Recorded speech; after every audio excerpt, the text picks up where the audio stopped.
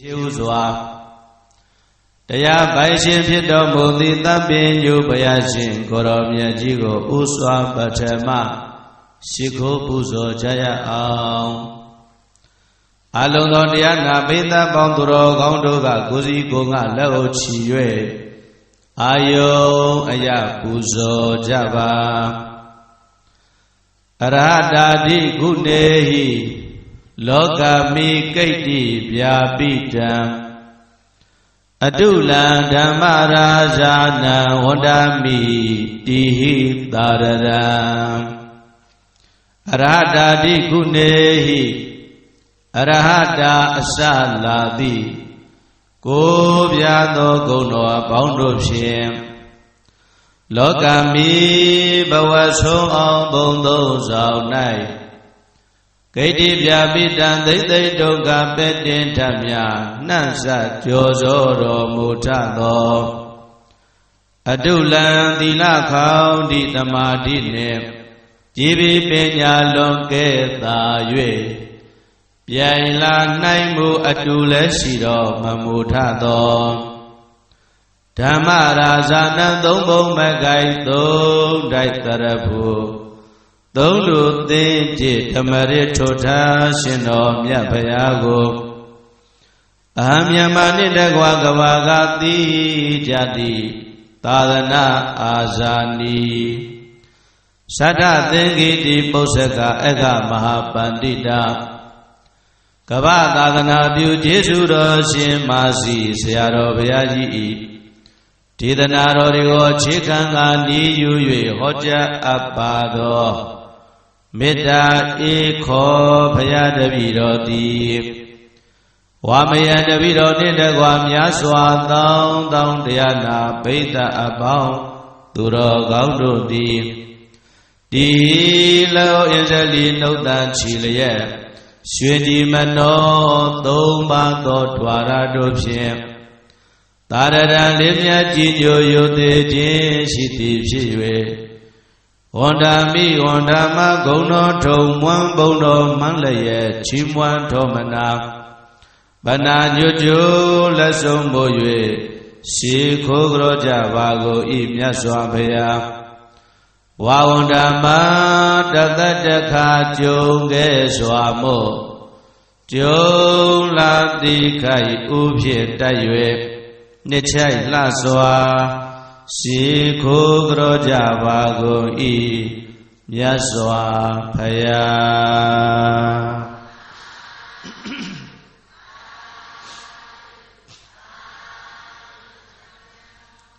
အလုံးညီညာဖြာဖြာအာပါတယလိုက်ဆိုပြီးတော့မေတ္တာပို့ကြမယ်ဘုံ31ဖြစ်ဖြစ်များစွာတတဝါစံယေပမာဧပါစီ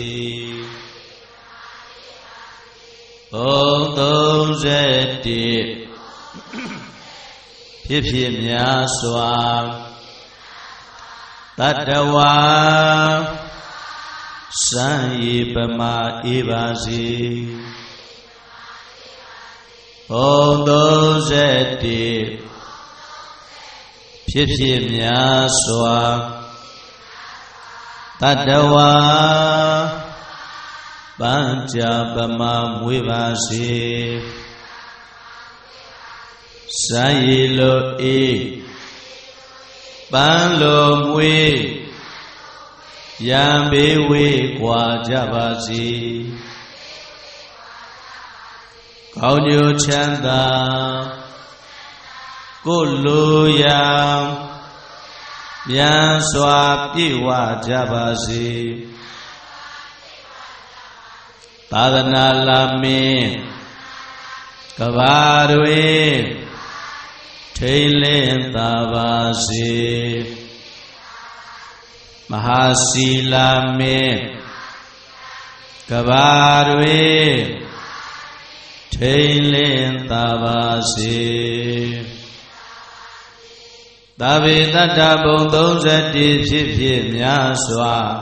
တတ္တဝါနန္ဒတို့သည် သာဝေတ္တတရားနာဘိသံပေါင်းသူတော်ကောင်းတို့နှင့်တကွမြို့သူမြို့သားနယ်သူနယ်သားနိုင်ငံသူနိုင်ငံသားကဘာသူကဘာသားအလုံးသောတတ္တဝါများတို့သည်အညမေညာချင်းချင်းဝိုင်ညမေညာတူနဲ့တယောက်ပိယဆက်ကိုဤချစ်ပွယ်သောမျက်လုံးပြုံးရွှင်သောမျက်နာတို့ဖြင့်တမ္ပတန္တာကြည့်ရှုဆက်ဆံနိုင်ကြကုန်သည်ဖြစ်၍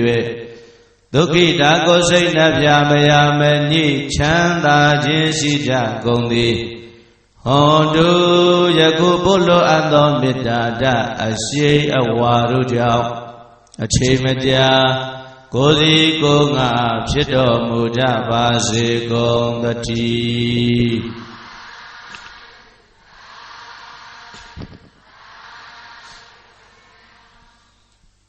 ဒီနေ့ညဓမ္မသဘင်ပွဲကိုဗုဒ္ဓဝန္ဒနာမေတ္တာအာတိသမေတ္တာပဋ္ဌနာဖြင့်စတင်လို့ဖွင့်လှစ်လိုက်ပါပြီအလုံးသောပရိသတ်ပေါင်းသူတော်ကောင်းများမိမိတို့ရဲ့ခန္ဓာကိုယ်ကျမ်းမာရေးအားလျော်စွာချမ်းသာတဲ့အနေအထားသက်သာတဲ့အနေအထားအရှင်ပြေတဲ့ဣရိယာပုနဲ့ထိုင်ပြီးတော့တရားနာယူနိုင်ကြပါပြီအလုံးခွင့်ပေးပါသက်သာသလိုချမ်းသာသလိုနာယူကြပါရန်ကုန်မှာဆိုလို့ရှိတရားဟောတာတော်တော်လေးသတိထားရပြီးခဲ့တဲ့30ရက်နေ့ကဥစဉ်ရဲ့အကြောင်းမှာသိမ်သမုတ်ပွဲနဲ့သိမ်ရေဆက်ချဝဲကျင်းပတော့စကိုင်းကဥစဉ်ရဲ့ဇာတိရကငယ်ဆရာတော်တွေစာချဆရာတော်တွေပင့်တော့အဲ့ဒီမှာငယ်ဆရာတော်အသက်89နှစ်ရှိပါကြိုးစားပြီးတော့ကြွပါတယ်ပြန်ကနေပါဆုံးမလဲလို့ဆိုတော့နေမှာတော့ဟိုတန်ဒီတန်ကြားနေရတယ်ကွာတဲ့အထူးအဖြင့်မိမင်းတို့ဓမ္မကတိကတွေသတိထားတဲ့နိုင်ငံရေးတရားမဟောပါနဲ့ဗာတရား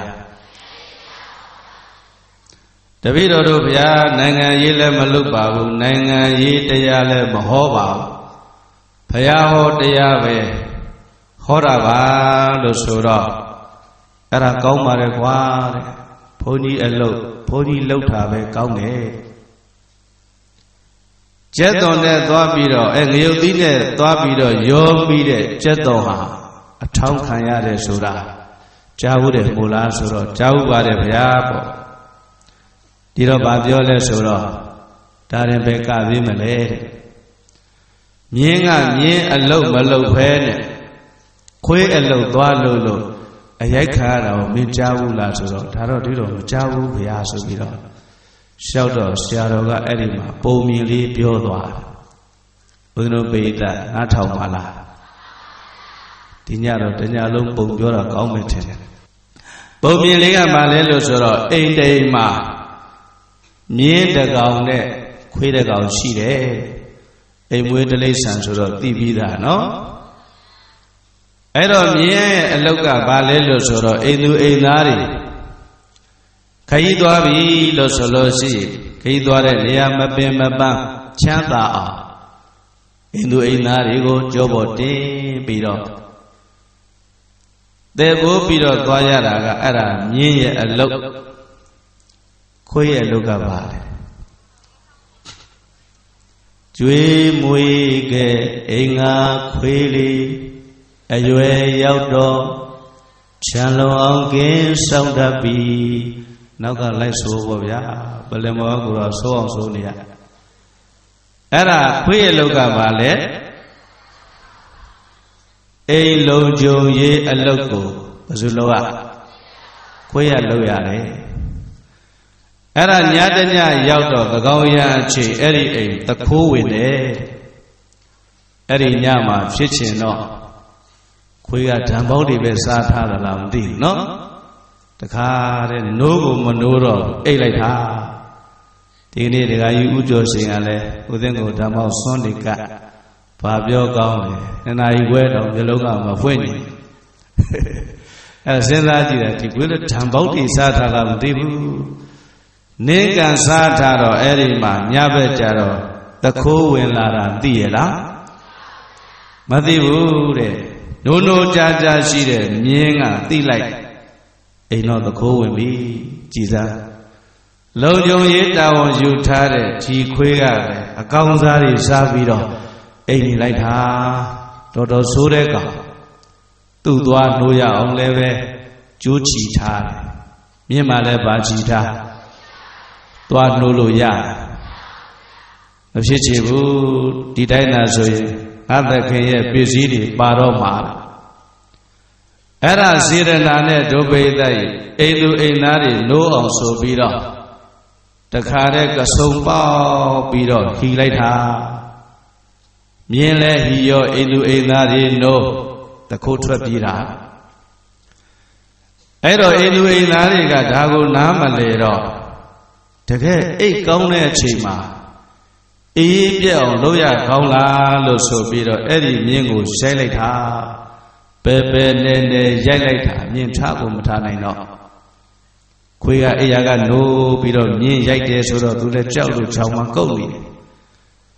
တခင်နေအိမ်နဲ့ပြန်ဝင်အိတ်သွားမှမြင်းတန်းသွားပြီးတော့မေးတယ်ကိုမြင်း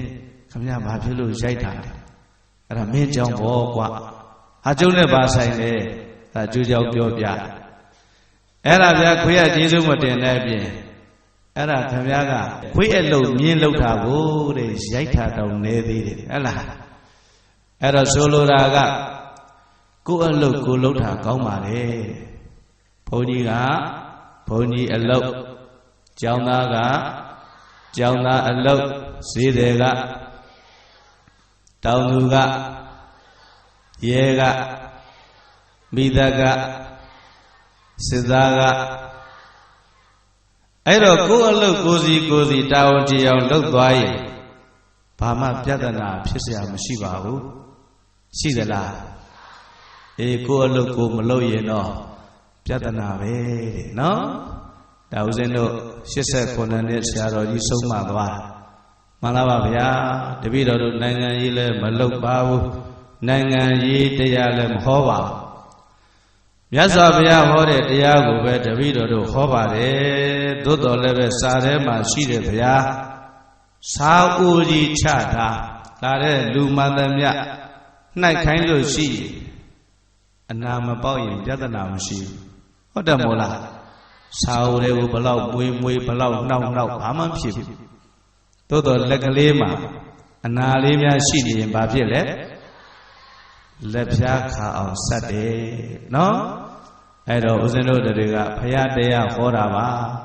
ဒါကြောင့်တိုက်ဆိုင်မှုရှိရင်လည်းခွင့်လွတ်ပါဘောဟုတ်လားဒီကနေ့ဦးဇင်းတို့တရားပွဲကြီးတွေကျင်းပတယ်ကောင်းတဲ့အလုပ်လားမကောင်းတဲ့အလုပ်လားဘုရားကြိုက်တဲ့အလုပ်လားမကြိုက်တဲ့အလုပ်လားဘုရားကြိုက်တဲ့အလုပ်ပါအဲ့တော့ဒီတရားပွဲကြီးကိုတရားကြိုက်လို့လာပြီးတော့နာကြတရားမကြိုက်တဲ့လူကိုရှိသေးလားသိကြလားဒါဆိုရင်ဒီတစ်မျိုးဘာလို့အကုန်လုံးမလာဟမ်မအားလို့တော်သေးတာပေါ့နော်တရားမကြိုက်တဲ့လူရှိတယ်ဘယ်သူလဲပါရမီနကိုမရှိဆိုကကုသိုလ်သူစရိုက်မဟောထိုက်တည်လူမိုက်တရိစ္ဆာနိဗ္ဗာန်စကားအလွန်ခါ၏မဂရိဝါဆရာတော်ဘုရားကြီးကပါရမီဓက္ကမရှိဘူးလို့ဆိုလို့ရှိရင်ပါရမီဓက္ကမရှိတဲ့လူမိုက်နဲ့တရိစ္ဆာန်တွေဆိုတာနိဗ္ဗာန်စကားနာခါပါတဲ့နိဗ္ဗာန်စကားဘာဖြစ်တယ်ဦးဇင်းတို့ဘိသတ်တွေကနိဗ္ဗာန်စကားနာခါသလားနဝင်းကိုချိုးလို့ဟာလားနိဗ္ဗာန်စကားကိုကြားခြင်းလို့တပည့်တော်တို့တရားပွဲဗျာအစောကြီးကလေးကနေရဥထားတာအခုတော့ကလေးကငိုလို့ဟိုနောက်ရောက်သွားပြီဗျာအဲ့တော့ဦးဇင်းတို့ပိဋကများလူမိုက်တဲ့တရိစ္ဆာန်ကတော့နိဗ္ဗာန်စကားဘာဖြစ်တဲ့နာခါတယ်ပါရမီတကောမရှိဆိုကကုသိုလ်သူစရိုက်မဟောထိုက်သည် လူမိုက်တရိစ္ဆာနိဗ္ဗာန်စကားအလုံးခါဤတရားမကြိုက်တဲ့ပုဂ္ဂိုလ်ဆိုတာလူမိုက်နဲ့တရိစ္ဆာတရားမကြိုက်တာဘယ်သူနဲ့ဘယ်သူတရားမကြိုက်တာအဲ့ဒါပြောတာနော်အဲ့တော့တရားဝဲကြီးကျင့်ပါတယ်ဆိုတာကောင်းတဲ့အလုပ်ဖယားကြိုက်တဲ့အလုပ်ဆက်သာလုပ်ပါရဲရဲသာလုပ်ပါဒီနေ့ကရုဏာရှင်များနာယိကုညီမှုအသင်းကြီးဖွဲ့ပြီးတော့အများပြည်သူလူထုဆင်းရဲနေတာတွေမကြမ်းမာတာတွေစသည်အပြင်ကုညီဆောင်ရွက်ပေးနေတာကောင်းတဲ့အလုပ်လားမကောင်းတဲ့အလုပ်လားအကုသိုလ်အလုပ်လားကုသိုလ်အလုပ်လားဖယားကြိုက်တဲ့အလုပ်လားမကြိုက်တဲ့အလုပ်လားယုံကြည်တဲ့ပုဂ္ဂိုလ်တွေရဲ့အလုပ်လားမြင့်မြတ်တဲ့ပုဂ္ဂိုလ်တွေရဲ့အလုပ်လားပရမဏံကမ္မပါရမီတဲ့မြင့်မြတ်တဲ့ပုဂ္ဂိုလ်တွေရဲ့အလုပ်ကိုပါရမီလို့ခေါ်တယ်မြင့်မြတ်တဲ့ပုဂ္ဂိုလ်တွေရဲ့အလုပ်ကိုဘာလို့ခေါ်ယုံညံ့တဲ့ပုဂ္ဂိုလ်တွေအောက်တန်းကြတဲ့ပုဂ္ဂိုလ်တွေဟာလှုပ်ဖို့နေသားသာစဉ်းတော်မစဉ်းစားဘူးဒါကြောင့်ဒီလိုလုပ်ငန်းတွေလုပ်တယ်လို့ဆိုတာမြင့်မြတ်တဲ့စိတ်ထားရှိတဲ့ပုဂ္ဂိုလ်တွေလုပ်တာပါပါရမီရှင်တွေလုပ်တာဘယ်သူတွေလုပ်တာဒါကြောင့်ပါရမီရှင်တွေလုပ်တဲ့အလုပ်ကောင်းတဲ့အလုပ်လို့ဆိုတော့နောက်မဆုတ်ပါနဲ့ဘယ်လိုအခက်ခဲပဲကြုံတို့ပေတတ်ရင်ဘယ်လိုအတားစီတွေပဲပေါ်လာရဲရဲတာဆက်လုပ်ပါဒါကြောင့်ဦးဇင်းတို့ပိဋကများဒီကုသိုလ်နဲ့ပတ်သက်ပြီးတော့မြတ်စွာဘုရားကဗာမိတ်လဲလို့ဆိုတော့ပုံညာဘိကဝေမဘာယိတ္တပုံညာဘာယတောဒုက္ခံဘာယတိနာမဘိကဝေချမ်းသာလိုလားအိုချစ်သားချစ်သမီးတို့ပုံညာကုသိုလ်ကောင်းမှုကိုဝါကုသိုလ်ကောင်းမှုပြုရမှာကိုမာဘာယိတ္တမကြောက်ကြပါကုန်လင်ပုံညာကုသိုလ်ကောင်းမှုကိုဝါကုသိုလ်ကောင်းမှုပြုရမှာကိုဘာရတော်ကြောက်ရွံ့နောက်တော်နေတဲ့ပုဂ္ဂိုလ်မှာဒုက္ခချမ်းသာကိုဘာယတိနာမကြောက်သိမြည်တော့ဤจิตသားတို့จิตသမီးတို့ကုသိုလ်အလုပ်လုပ်ပြီလို့ဆိုလို့ရှိရင်တွန့်မနေကြပါနဲ့ယွန့်မနေကြပါနဲ့ကြောက်မနေကြပါနဲ့ကုသိုလ်အလုပ်ကိုကြောက်တယ်လို့ဆိုတာချမ်းသာကိုကြောက်တာနဲ့အတူတူပါပဲကုသိုလ်ပြုရမှာမလိုလားဘူးဆိုလို့ရှိရင်ချမ်းသာကိုမလိုလားဘူးလို့ဆိုတဲ့အဓိပ္ပာယ်သက်ရောက်ပါတယ်။ဘာကြောင့်လဲဆိုတော့ကုသိုလ်နဲ့ချမ်းသာသည်ခွဲလို့မရဘူးတဲ့။ကုသိုလ်နဲ့ချမ်းသာခွဲလို့ရရဲ့လား။ခွဲလို့မရတဲ့အရွက်ကဘာရွက်ဆွဲတော်ရွက်နော်ကုသိုလ်နဲ့ချမ်းသာဟာဆွဲတော်ရက်လို့ပဲအဲ့တော့ကုသိုလ်နဲ့ချမ်းသာသည်ခွဲလို့မရကုသိုလ်သည်အကြောင်းတရားချမ်းသာသည်အကျိုးတရားကုသိုလ်ကဘာတရားချမ်းသာကဘာတရားကုသိုလ်ဆိုတဲ့အကြောင်းတရားမရှိဘူးလို့ဆိုရင်ချမ်းသာဆိုတဲ့အကျိုးဆိုတာလည်းမလာပါဘူးကုသိုလ်ရှိမှချမ်းသာရှိမယ်ဘာရှိမှဘာရှိမယ်ဘိကဝေချမ်းသာလိုလားအိုချစ်သားချစ်သမီးတို့ယတိတံယာနိဣမာနိပုံညာနိအကျင့်ကုသိုလ်ကောင်းမှုတို့သည်အဋ္ဌိတန္တိရှိကြလေကုန်၏ဒါနိထိုကုသိုလ်ကောင်းမှုတို့သည်ဒုက္ခတာချမ်းသာခြင်း၏အဓိဝဆနာအမည်ပါပဲရဲ့လို့ဘဂဝါဘုံတော်6ပါးသခင်ဘုရားရှင်ကိုရောမြတ်ကြီးသည်ဒေသေတိကရုဏာရှိထားမေတ္တာအဖြင့်မိကြတော်မူခဲ့ပါပေသတည်း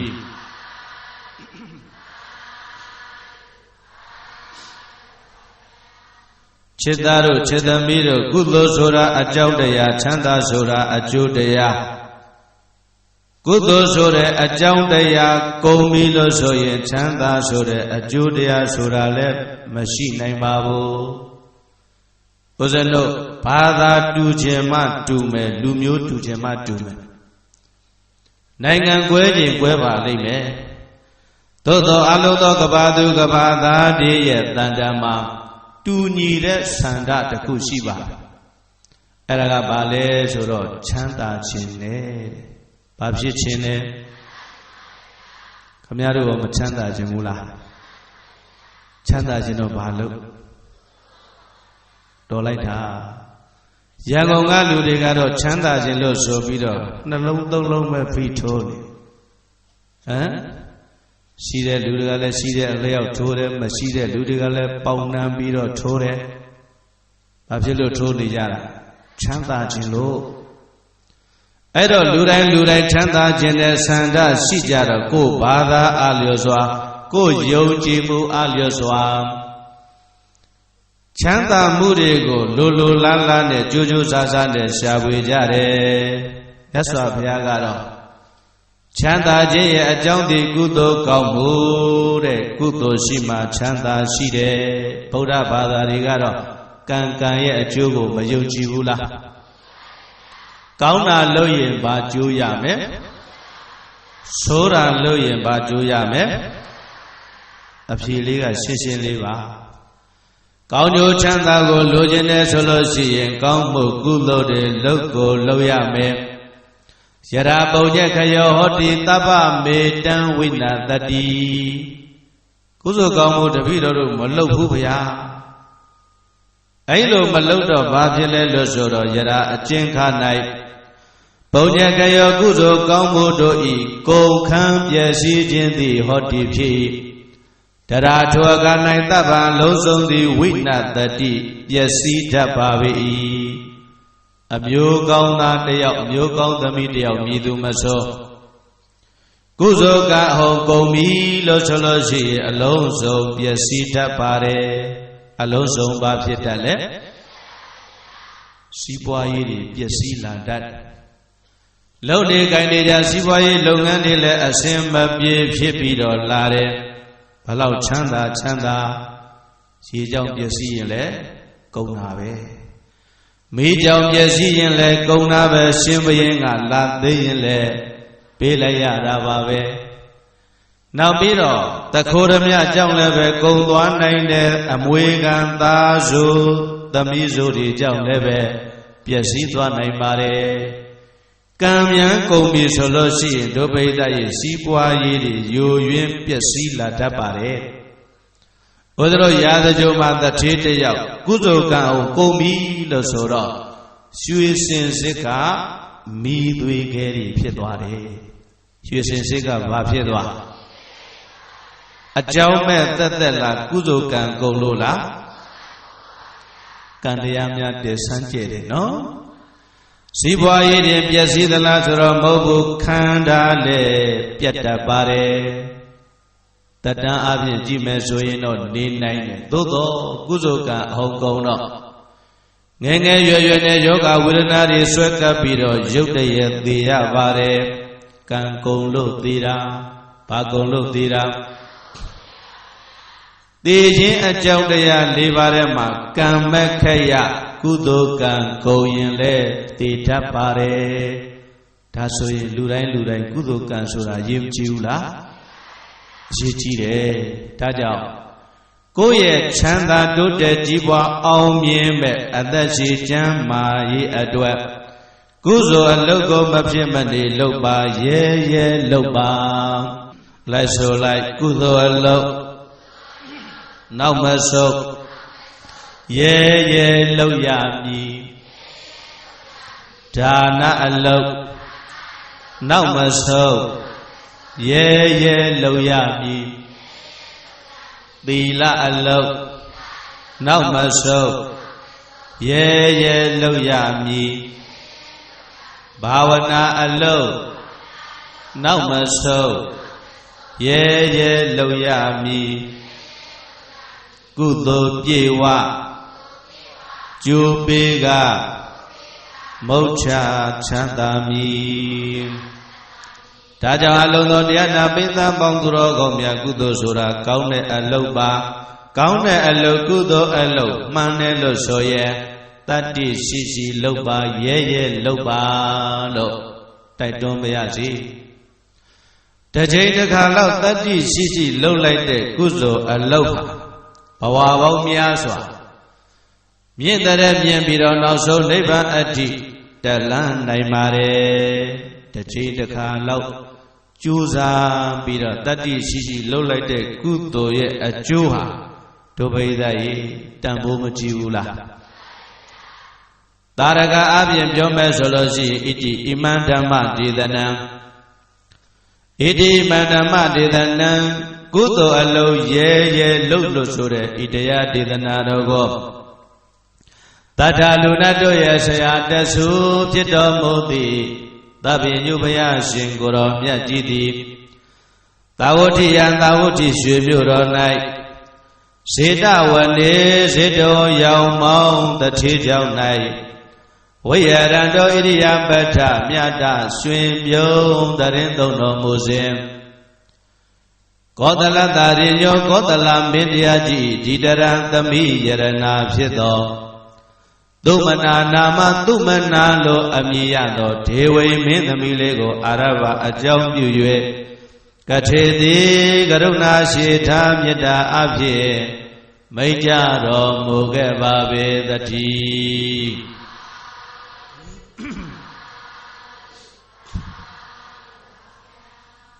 ဘုရားတို့မြတ်စွာဘုရားတာဝတိမြို့ဇေတဝန်ရွှေကြောင့်ခေယောင်စံပြောတရင်သုံးတော်မူစဉ်ကာတိတိုင်းကောသလတိုင်းလို့ဆိုတဲ့တိုင်းနိုင်ငံနှစ်ခုကိုအုပ်ချုပ်မင်းလုပ်နေတာကကောသလမင်းကြီးပါဗာမင်းလဲပြောမရတယ်ကောသလပေါ့ကောသလလို့ပြောလိုက်တာနဲ့ခမရတို့ဘာကိုအရင်ဆုံးသိလိုက်ကောသလအိမ်မဲ့16ချက်နောက်ပါသိသေးလားဟိုတလောကအောင်မြတ်တာဆရာတော်ဟောတဲ့ထဲမှာပါမယ်ထင်ပါလေကောသလမင်းကြီးသည်ဒုဗိဒရေအစာကြီးပါတယ်တဲ့ကောသလမင်းကြီးဘာကြီးအစာကြီးတယ်ရှင်ဘုရင်မို့စားကြီးတာနဲ့တူပါတယ်ဟုတ်လားဘလောက်တောင်စားတယ်လဲလို့ဆိုတော့ဒုဗိဒရေဆန်တဲ့စိတ်နဲ့စိတ်တကောင်စားနိုင်လွန်းတယ်နော်တာမန်ဆေးသားဆိုရင်တော့ဟာလာငတ်ပြီးသေးဖို့များအဲ့ဒါရှင်ဘုရင်ကြီးအစားကြီးတယ်လို့အစားကြီးတော့ဘာကြီးလဲလို့ဆိုတော့အိတ်ကြီးပါတယ်အစားကြီးရင်ဘာကြီးကောသလမင်းကြီးဘလောက်အိတ်ကြီးတယ်လဲဆိုတော့တညာတဲ့နဲ့အိမ်မက်16ချက်မက်တယ်တညာတဲ့အိမ်မက်ဘယ်နှချက်ခင်ဗျားတို့တညာအိမ်မက်ဘလောက်မက်မက်ချင်မှလည်းမက်တခါတလေမက်တာကလည်းရောင်ဝါနော်ကောသလမင်းကြီးကြတော့ဗျာအိမ်မက်ကထူးဆန်းတဲ့အိမ်မက်တွေဆိုတော့အိမ်မက်တစ်ခုပြီးလန့်နိုးသွားကြောက်လိုက်တာပြန်အိပ်ပြောသွားနောက်တစ်ခုထပ်မက်အလုံးအိမ်မက်ဘယ်နှချက်ကောသလအိမ်မက်16ချက်လို့ဆိုတာဒုဗိဒရေအလုံးကသိထားကြကျေးဇူးတော်ရှင်အနိစ္စကံဆရာတော်ဘုရားကြီးဟောခဲ့တာအပြည့်အစုံပဲအဲ့ဒီဆရာတော်ကြီးဟောပြီးတဲ့နောက်ပိုင်းဟောခွင့်မရှိတော့ဟုတ်လားအဲ့တော့သိကြရင်တော့ခင်ဗျားတို့စောင့်တဲ့သွားရှာပေါ့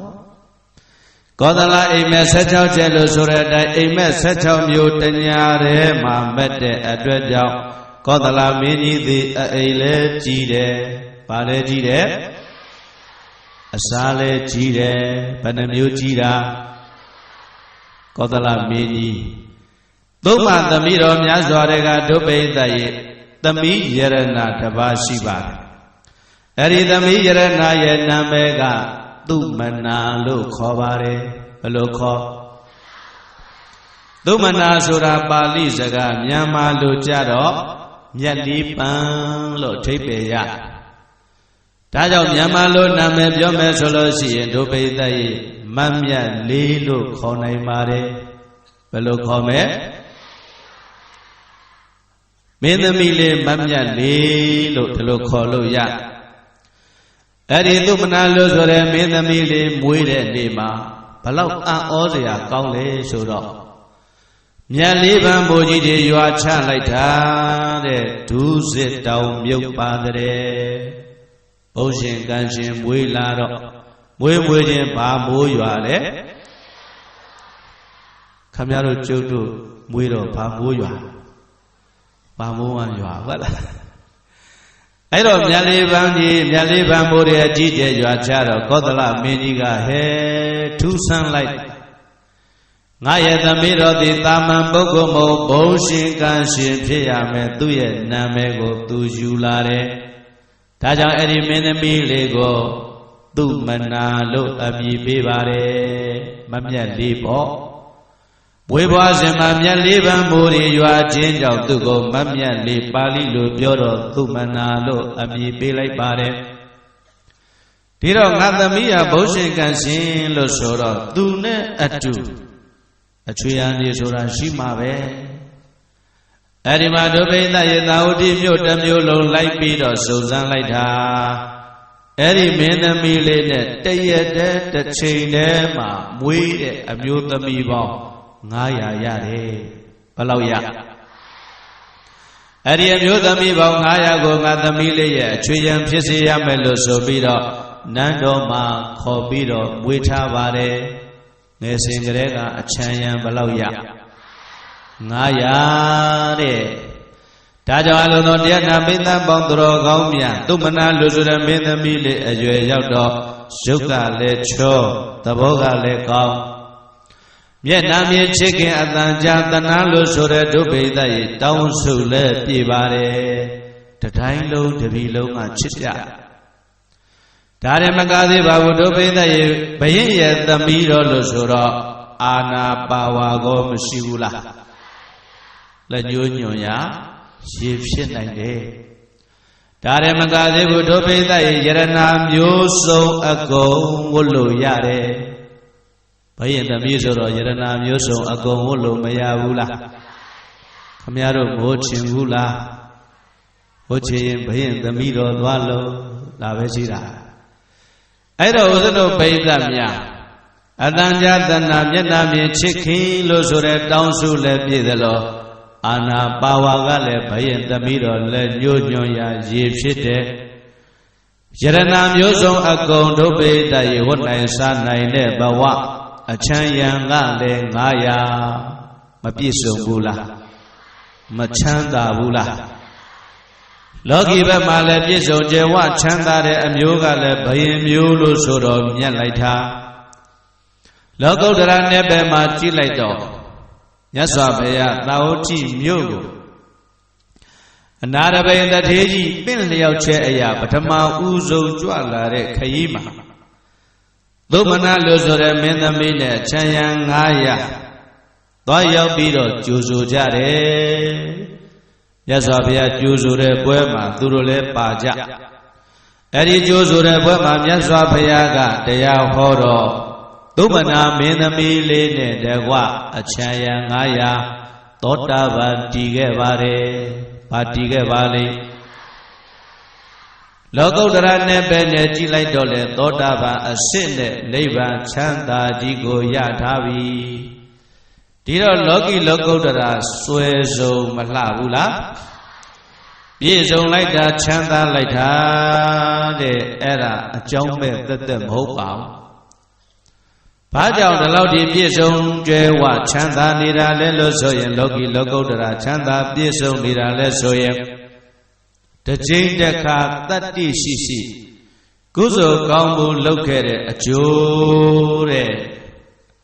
အဲ့ဒီမှာမြတ်စွာဘုရားကအတိတ်အကြောင်းပြန်ပြောင်းဟောခဲ့ပါမမြတ်လေးဆိုတဲ့သုမနာမင်းသမီးလေးရဲ့အတိတ်အကြောင်းကိုမြတ်စွာဘုရားကဘယ်လိုပြန်ပြောင်းဟောတယ်လဲဆိုတော့90ကဘာထက်မှာဘယ်နှကဘာထက်မှာ90ကဘာထက်မှာဝိပဿနာမြတ်စွာဘုရားပွင့်တော်မူတယ်တဲ့ဝိပဿနာမြတ်စွာဘုရားဘုရားအဖြစ်ရောက်တော့ငါဘယ်သူအရင်ဆုံးတရားဟောရမလဲကြည့်လိုက်တော့ညီတော်ခန္ဓာမင်းသားနဲ့ပရောဟိတ်ရဲ့သားတိတ်သားကိုတွေ့ပါအဲ့ဒီမှာဝိပဿနာမြတ်စွာဘုရားကညီတော်ခန္ဓာမင်းသားနဲ့ပရောဟိတ်ရဲ့သားတိတ်သားလူလျံပါဝင် အချွေရန်8,400ကိုတို့ပိဋကရေတရားဥဓမ္မစကြာဟောပါတယ်အဲ့ဒီတရားဝဲမှာ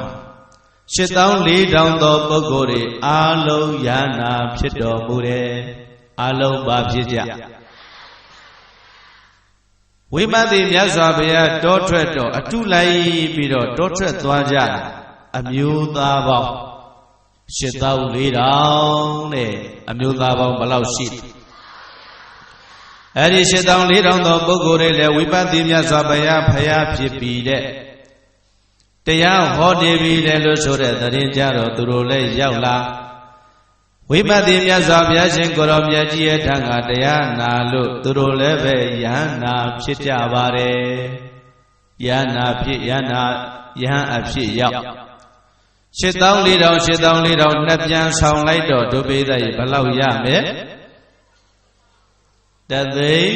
6,800တန်ဃာတော်ပေါင်းဘယ်လောက်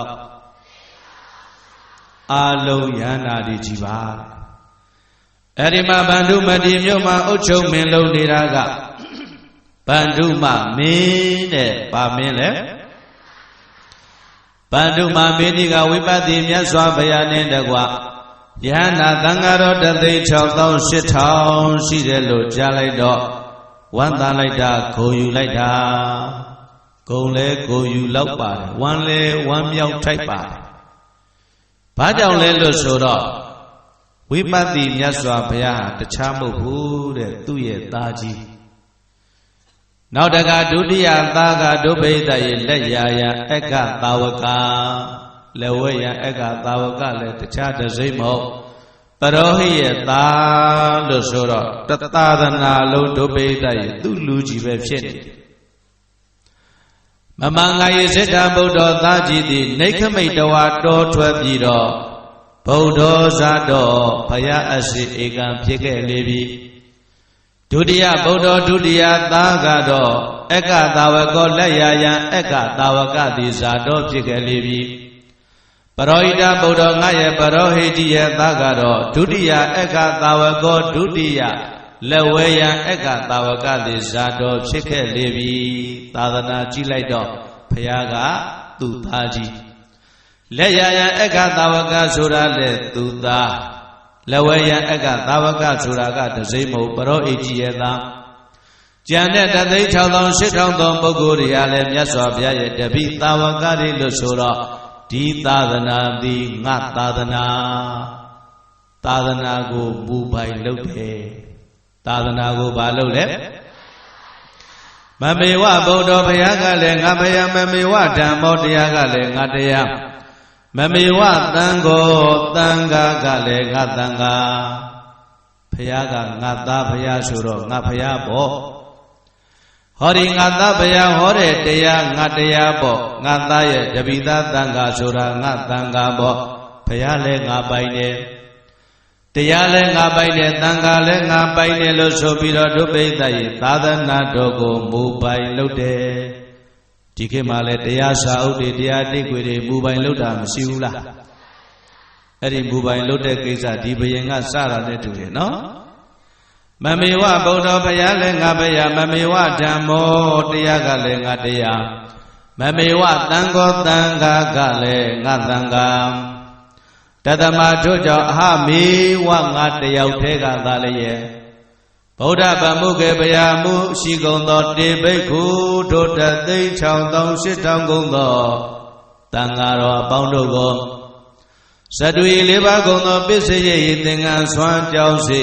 ပစ္စည်း၄ပါးတို့ဖြင့်ယာဝဇီဝံအသက်ထက်ဆုံးဝါတသက်လုံးလုံးဥပဒဟိတာမိပြုစုလုပ်ကြွေးတော်ဣတိဤသောစိတ်တေတိကောင်းစွာမသွေကြံစီဆုံးဖြတ်ခဲ့ပါပြီတော်သတိ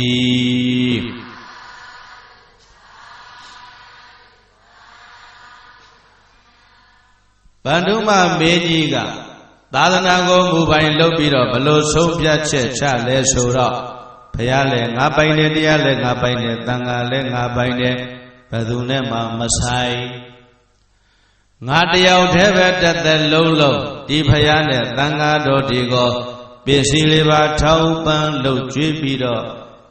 ပူဇော်စည်းကမ်းသွားမယ်လို့အဲ့လိုဆုံးဖြတ်ချက်ချပါဘုရားဖူးခွင့်ဘယ်သူမှမပေးတော့တရားနာခွင့်လည်းငါဘယ်သူမှမပေးနိုင်ဘူးသံဃာတော်တွေလှူဒန်းခွင့်ကိုလည်းငါဘယ်သူမှမပေးနိုင်ဘူးငါတယောက်တည်းပဲတစ်သက်လုံးစည်းကမ်းမယ်အဲ့လိုဆုံးဖြတ်ချက်ချအဲ့လိုဆုံးဖြတ်ချက်ချပြီးတော့ဘာလုပ်လဲဆိုတော့နန်းတော်ဦးနန်းတော်ထိပ်မှာဒုပိဋကရဲ့ကျောင်းတိုက်ကြီးဆောက်ပါတယ်ဘာဆောက်လဲဝိပဿနာမြတ်စွာဘုရားနဲ့သံဃာတော်1,600,800သတင်းသုံးဖို့ရကျောင်းဆောင်သီးသီးဆောက်ပြီးတော့ဘယ်သူမှဝင်ရောက်ဘူးမျောလို့မရအောင်အကာယံတွေနဲ့အပြည့်အစုံကာထားပေပါလဲအဆောင်လေးချထားဘုရားရှင်ကိုရောမြတ်ကြီးနဲ့သံဃာတော်တွေနန်းတော်ကိုဆွမ်းဖုံးပေးကြပြီဆိုရင်လမ်းကဖြတ်ပြီးတော့ဖူးမှာဆိုလို့ကျောင်းနဲ့နန်းတော်ကြားမှာဒုပိဋကရေစောင်းတန်းကြီးလဲဆောက်ပါတဲ့။ဘာဆောက်တာလဲ။စောင်းတန်းအကြီးကြီးဆောင်းပြီးတော့အဲ့ဒီစောင်းတန်းတစ်လျှောက်ဘေးမှာကလကာတွေကာထားလိုက်တာ။တခြားသောပုဂ္ဂိုလ်တွေဒုပိဋကရေဘုရားဖူးမှာဆိုလို့တရားနာမှာဆိုလို့သံဃာတော်တွေကိုလူမှာဆိုလို့အဲ့လိုနန်းတော်နဲ့ကျောင်းနဲ့နန်းတော်ကြားထဲမှာဆောင်းနှံကြီးဆောက်ပြီးတော့ကလကာတွေကာထားဝိပဿနာမြတ်စွာဘုရားနဲ့သံဃာတော်1,600,800ဘယ်မှကြွခွင့်မရှိဘူးရှိရလားကျောင်းနဲ့နန်းတော်နဲ့ကျောင်းဝိပဿနာဘုရားရှင်ကိုရောမြတ်ကြီးနဲ့သံဃာတော်တွေကိုဒုပိဋကရေဘယ်မှမကြွစေပဲနဲ့တယောက်တည်းမူပိုင်လုပ်ပြီးတော့ကိုယ်ကွယ်နေပါတယ်ဒီခေတ်လိုပြောမယ်ဆိုရင်ဘုရားဖူးခွင့်ပါမစ်ချမပေးဘူးတရားနာခွင့်ပါမစ်တွေလည်းချမပေးဘူးသံဃာလှူဒန်းခွင့်ပါမစ်တွေလည်းချမပေးဘူးသူတယောက်တည်းမူပိုင်စီးပြီးတော့ကိုယ်ကွယ်နေတာအဲ့တော့ဦးဇင်းတို့ပိဋကများဦးဇင်းတို့နိုင်ငံမှာဘုရားဖူးခွင့်တွေပိတ်သလားတရားနာခွင့်တွေကိုပိတ်သလားသံဃာပူဇော်ခွင့်ကိုပိတ်သလားတော်သေးတာပေါ့ဗျာနော်ဗန္ဓုမမင်းကြီးကတော့ဘယ်သူမှဘုရားဖူးခွင့်မပေးတရားနာခွင့်မပေးသံဃာတော်တွေကိုပူဇော်ခွင့်မပေးပဲနဲ့တူတဲ့မောင်ပိုင်စည်းပြီးတော့ကိုယ်ွယ်နေတာအဲ့တော့စပ်ပြီးလို့မေးရအောင်ဘုရားဖူးခွင့်တွေပိတ်ရင်ဘယ်လိုလုပ်ကြဟိုရန်ကုန်ကတခါကြီးတော့အိမ်ကဘုရားပဲပူဇော်တော်မယ်ဘုရားဟုတ်လားတရားနာခွင့်တွေပိတ်ရင်ကိုဘယ်လိုလုပ်ကြဩတိတ်ွယ်ပဲနာမယ်အားရစရာကောင်းလိုက်တန်ခါလူခွင့်တွေပိတ်ရင်ကိုဘယ်လိုလုပ်ကြဩ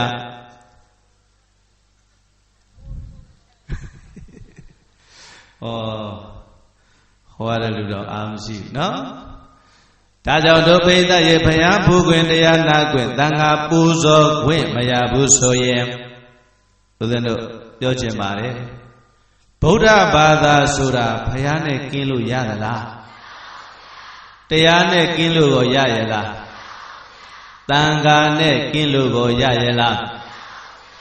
ဗုဒ္ဓဘာသာမြေခံပြီးတော့နှလုံးသားထဲမှာဘုရားလည်းမရှိ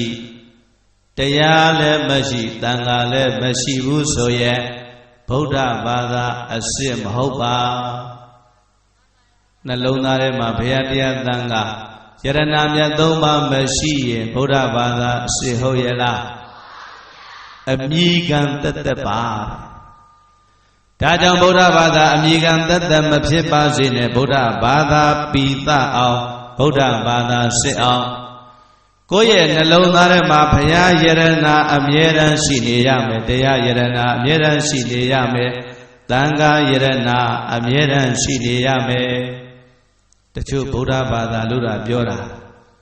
တနေ့ကုန်သွားတဲ့ဗုဒ္ဓံတရဏံကိစ္ဆာမိရောင်လို့မယုတ်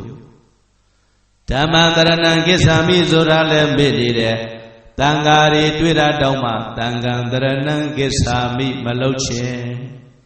ဒါဆိုရင်ဗုဒ္ဓဘာသာဟုတ်ပါမလားအဲ့ဒါလေးသဘောပေါက်နော်ရှင်းဆရာတော်တွေကဘယ်လိုဆုံးပါလဲလို့ဆိုတော့၃ပြောလုံး၅ကွာ၆ရွာနဲ့လွယ် ပြိုတို့မောင်းရွှေရောင်တွဲငယ်လေးရွာကဆွဲစကတာဝက်တာ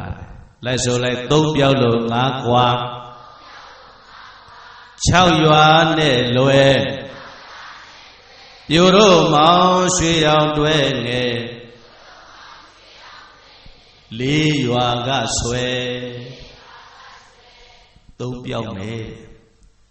နှလုံးသုံးလုံးသမားတွေရတော့ဟာလားသူထင်အောင်ကောက်မေတ္တာရဲ့ဆရာတော်ပြောတယ်သုံးပြောက်မယ်တဲ့ဆိုဟာလားသုံးပြောက်တယ်ဆိုတာဒုပိသရဲ့နှလုံးသားမှာဖယားမရှိတရားမရှိသံဃာမရှိဘူးဆိုရင်အဲ့ဒါသုံးပြောက်တာပါဘာပြောက်တာသုံးဆိုတာဘာပြောတာလဲယရနာမြတ်သုံးပါသုံးဆိုတာဘာပြောတာဘာတွေပါလဲဖယားယရနာတရားယရနာသံဃာယရနာအဲ့ဒီယရနာမြတ်သုံးပါနှလုံးသားထဲမှာမရှိဘူးဆိုရင်ဘာပြောက်တာအဲ့တော့ဦးဇင်းတို့ပိဋကများကဘာကြီးဟာတဖြည်းဖြည်းကတ်တိဆိုင်လာမြန်မာပြည်မှာတို့ပိဋကရေကဘာမှာဘလို့ကတ်ကြီးတွေပဲဆိုင်တဲ့မြန်မာကကတ်လွတ်သွားတယ်အဲ့တော့မြန်မာပြည်မှာကတ်ကြီးတွေနဲ့လွတ်တယ်လို့ဆိုတာမှတ်လိုက်ဘုရားကတ်ထားလို့ပါဘာကတ်ထားလို့ဘုရားကတ်ထားလို့ပါတရားကတ်ထားလို့ပါသံဃာကတ်ထားလို့ပါဒါကြောင့်ကတ်ကြီးတွေကကပ်ဘေးတွေကလွတ်ရှင်တယ်ဆိုရင်ဘုရားနာနာကတ်ကြပါတရားနာနာကတ်ကြပါသံဃာနာနာကတ်ကြပါဘယ်လိုလဲမကွေးရလူတွေကတ်မလားမကွေးတော့ယုံပါတယ်ရန်ကုန်တော့မယုံတော့တလောကဘာညာဆိုတော့ဘုံလေးတောင်ဆက်ဖို့မရအလုံးပြီးသွားမှရှင်ဘုရားရဲ့တပည့်တော်တို့ဟိုကြားဒီကြားနေလို့ဘုံမဆက်ဖြစ်တာခွင့်လွတ်ပါကောင်းပါတယ်ခင်ဗျားတို့ပြန်တော်မူတော့သိမှာမဟုတ်ဘူးလို့ဟာအဲ့တော့ဦးဇင်းတို့ပိဋကများရန်ကုန်ကလူတွေသံဃာမကတ်ရဲဘူးမကွေးရလူတွေသံဃာကတ်ရဲတာတော်တယ်ဟာလားဒါကြောင့်ကပ်ဘေးတွေကလွတ်ချင်တယ်ဆိုရင်တို့ပိဋကရေဘာကတ်ရမယ်ဖယားနာနာကပ္ပတရားနာနာကပ္ပသံဃာနာနာကပ္ပနှလုံးသားထဲမှာဖယားတရားသံဃာယရဏမြတ်သုံးပါရှိနေမယ်ဆိုလို့ရှိရင်တရဏဂုံကိုလုံးချုပ်လုံးစုံဘေးရန်ကွာတဲ့နော်အဲ့တော့ဘေးရန်ယမအန္တရာယ်ကလွတ်ခြင်းနဲ့ဘေးဆိုးတွေနဲ့ကြုံရင်လည်းပဲလွတ်ခြင်းနဲ့ဆိုရင်တရဏဂုံကိုလုံးထုံလို့ထားရမယ်နှလုံးသားထဲမှာယရဏသုံးပါအမြဲတမ်းရှိပါစေလို့တိုက်တွန်းပါနော်တချို့ကဘာပြောလဲလို့ဆိုတော့သံဃံတရဏံကိစ္ဆာမိမှာအရိယာသံဃာပြောတာသံဃံတရဏံကိစ္ဆာမိလို့ဆိုတာဒုပိဋကရေဘာသံဃာပြောတာတဲ့အရိယာသံဃာဆိုတော့ဒီသံဃာတွေမပါသလိုပဲနော်အဲ့တော့လက်ရှိသံဃာတွေကိုဖယ်ထုတ်ပြီးတော့ဒုပိဋကရေသံဃာအစစ်ရှာလို့မရပါလက်ရှိသံဃာတွေဖယ်ထုတ်ပြီးတော့သံဃာအစစ်ရှာလို့ရပါမလားအရိယာသံဃာလို့ဆိုတာမိုးဘောကကြာလာတာမဟုတ်ပါအရိယာသံဃာကမိုးဘောကကြာလာတာလားဒါမှမဟုတ်လည်းမြေထဲကနေထိုးထွက်လာသလားမဟုတ်ပါဘူးဒီသံဃာတွေတဲကနေပြီးတော့မြတ်စွာဘုရားရဲ့တရားဓမ္မကိုလိုက်နာကျင့်ကြံပွားများအထုလို့တချို့သောတာပန်ဖြစ်ကြတယ်တချို့သဂါရကံတချို့အနာကံတချို့ယဟန္တာပုထုဇဉ်အဆင့်ကနေပြီးတော့အရိယာအဆင့်ကိုရောက်မသွားဘူးလားဒါကြောင့်အရိယာသံဃာလို့ဆိုတာဒုပိဋကရေတိကျမဟုတ်ပါဘူးဒီသံဃာတွေကပေါ်လာတာပေါ်လွင်အောင်ထပ်ပြောကရုံးလေးတုံးပြီးတော့သင်္ကန်းပတ်လိုက်တာနဲ့ပိဋကသုံးပုံဆောင်ဖြစ်လာအဲ့ဒါဖြစ်ကြီးဆိုလို့ရှိရင်တော့မေတ္တာရေးဆရာတို့အပုံတရားဆောင်ပြီးလောက်နော်ဖြစ်ပါမလားမဖြစ်ပါဘူးဒါကြောင့်အလုံးတော်တရားနာပိဋကပေါင်းသူတော်ကောင်းများပိဋကသုံးပုံလို့ဆိုတာပိဋကသုံးပုံဆောင်ဆိုတာဒီသံဃာတွေကပေါ်လာတာစာချအကျော်မောတွေစာတတ်ပုဂ္ဂိုလ်ကျော်တွေဆိုတော့လေဒီသံဃာတွေကပေါ်လာတာကမ္မထန်ဒီမြဆရာတွေဓမ္မကတိကပုဂ္ဂိုလ်တွေ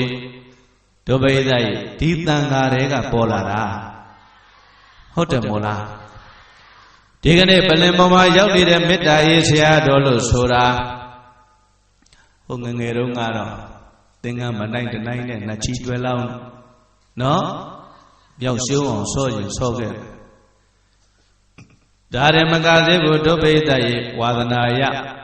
ချင်းခတ်ရင်ခတ်မယ်ဘောကရင်ကမ်းမယ်တချင်းဆိုရင်ဆိုမယ်ဒါပေမဲ့လို့တို့ပိဿရေမြတ်စွာဘုရားရဲ့အဆုံးအမတရားတော်တွေဆရာသမားတွေရဲ့အဆုံးအမဩဝါဒတွေလိုက်နာကျင့်သုံးပြီးတော့သူ့အရွယ်အားလျော်စွာထိန်းနိုင်ခဲ့လို့ဒီအဆင့်ရောက်တာဟုတ်တယ်မို့လားဒါကြောင့်ဆိုလိုတာကလက်ရှိသံဃာကိုဖယ်ပြီးတော့သံဃာအစစ်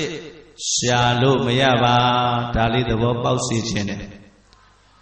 ဘာသာခြားပုဂ္ဂိုလ်တွေကလည်းပဲအနေထိုင်မတတ်တဲ့သံဃာတွေလက်ညှိုးထိုးပြီးတော့မင်းတို့ကိုယ်ကိုယ်နေတဲ့ဘုန်းကြီးတွေကြည်စမ်းပါကွာဆိုရင်ဘာသာရေးမနိစ္စတဲ့ပုဂ္ဂိုလ်တွေကသာသနာကြီးညိုပြတ်သွားတယ်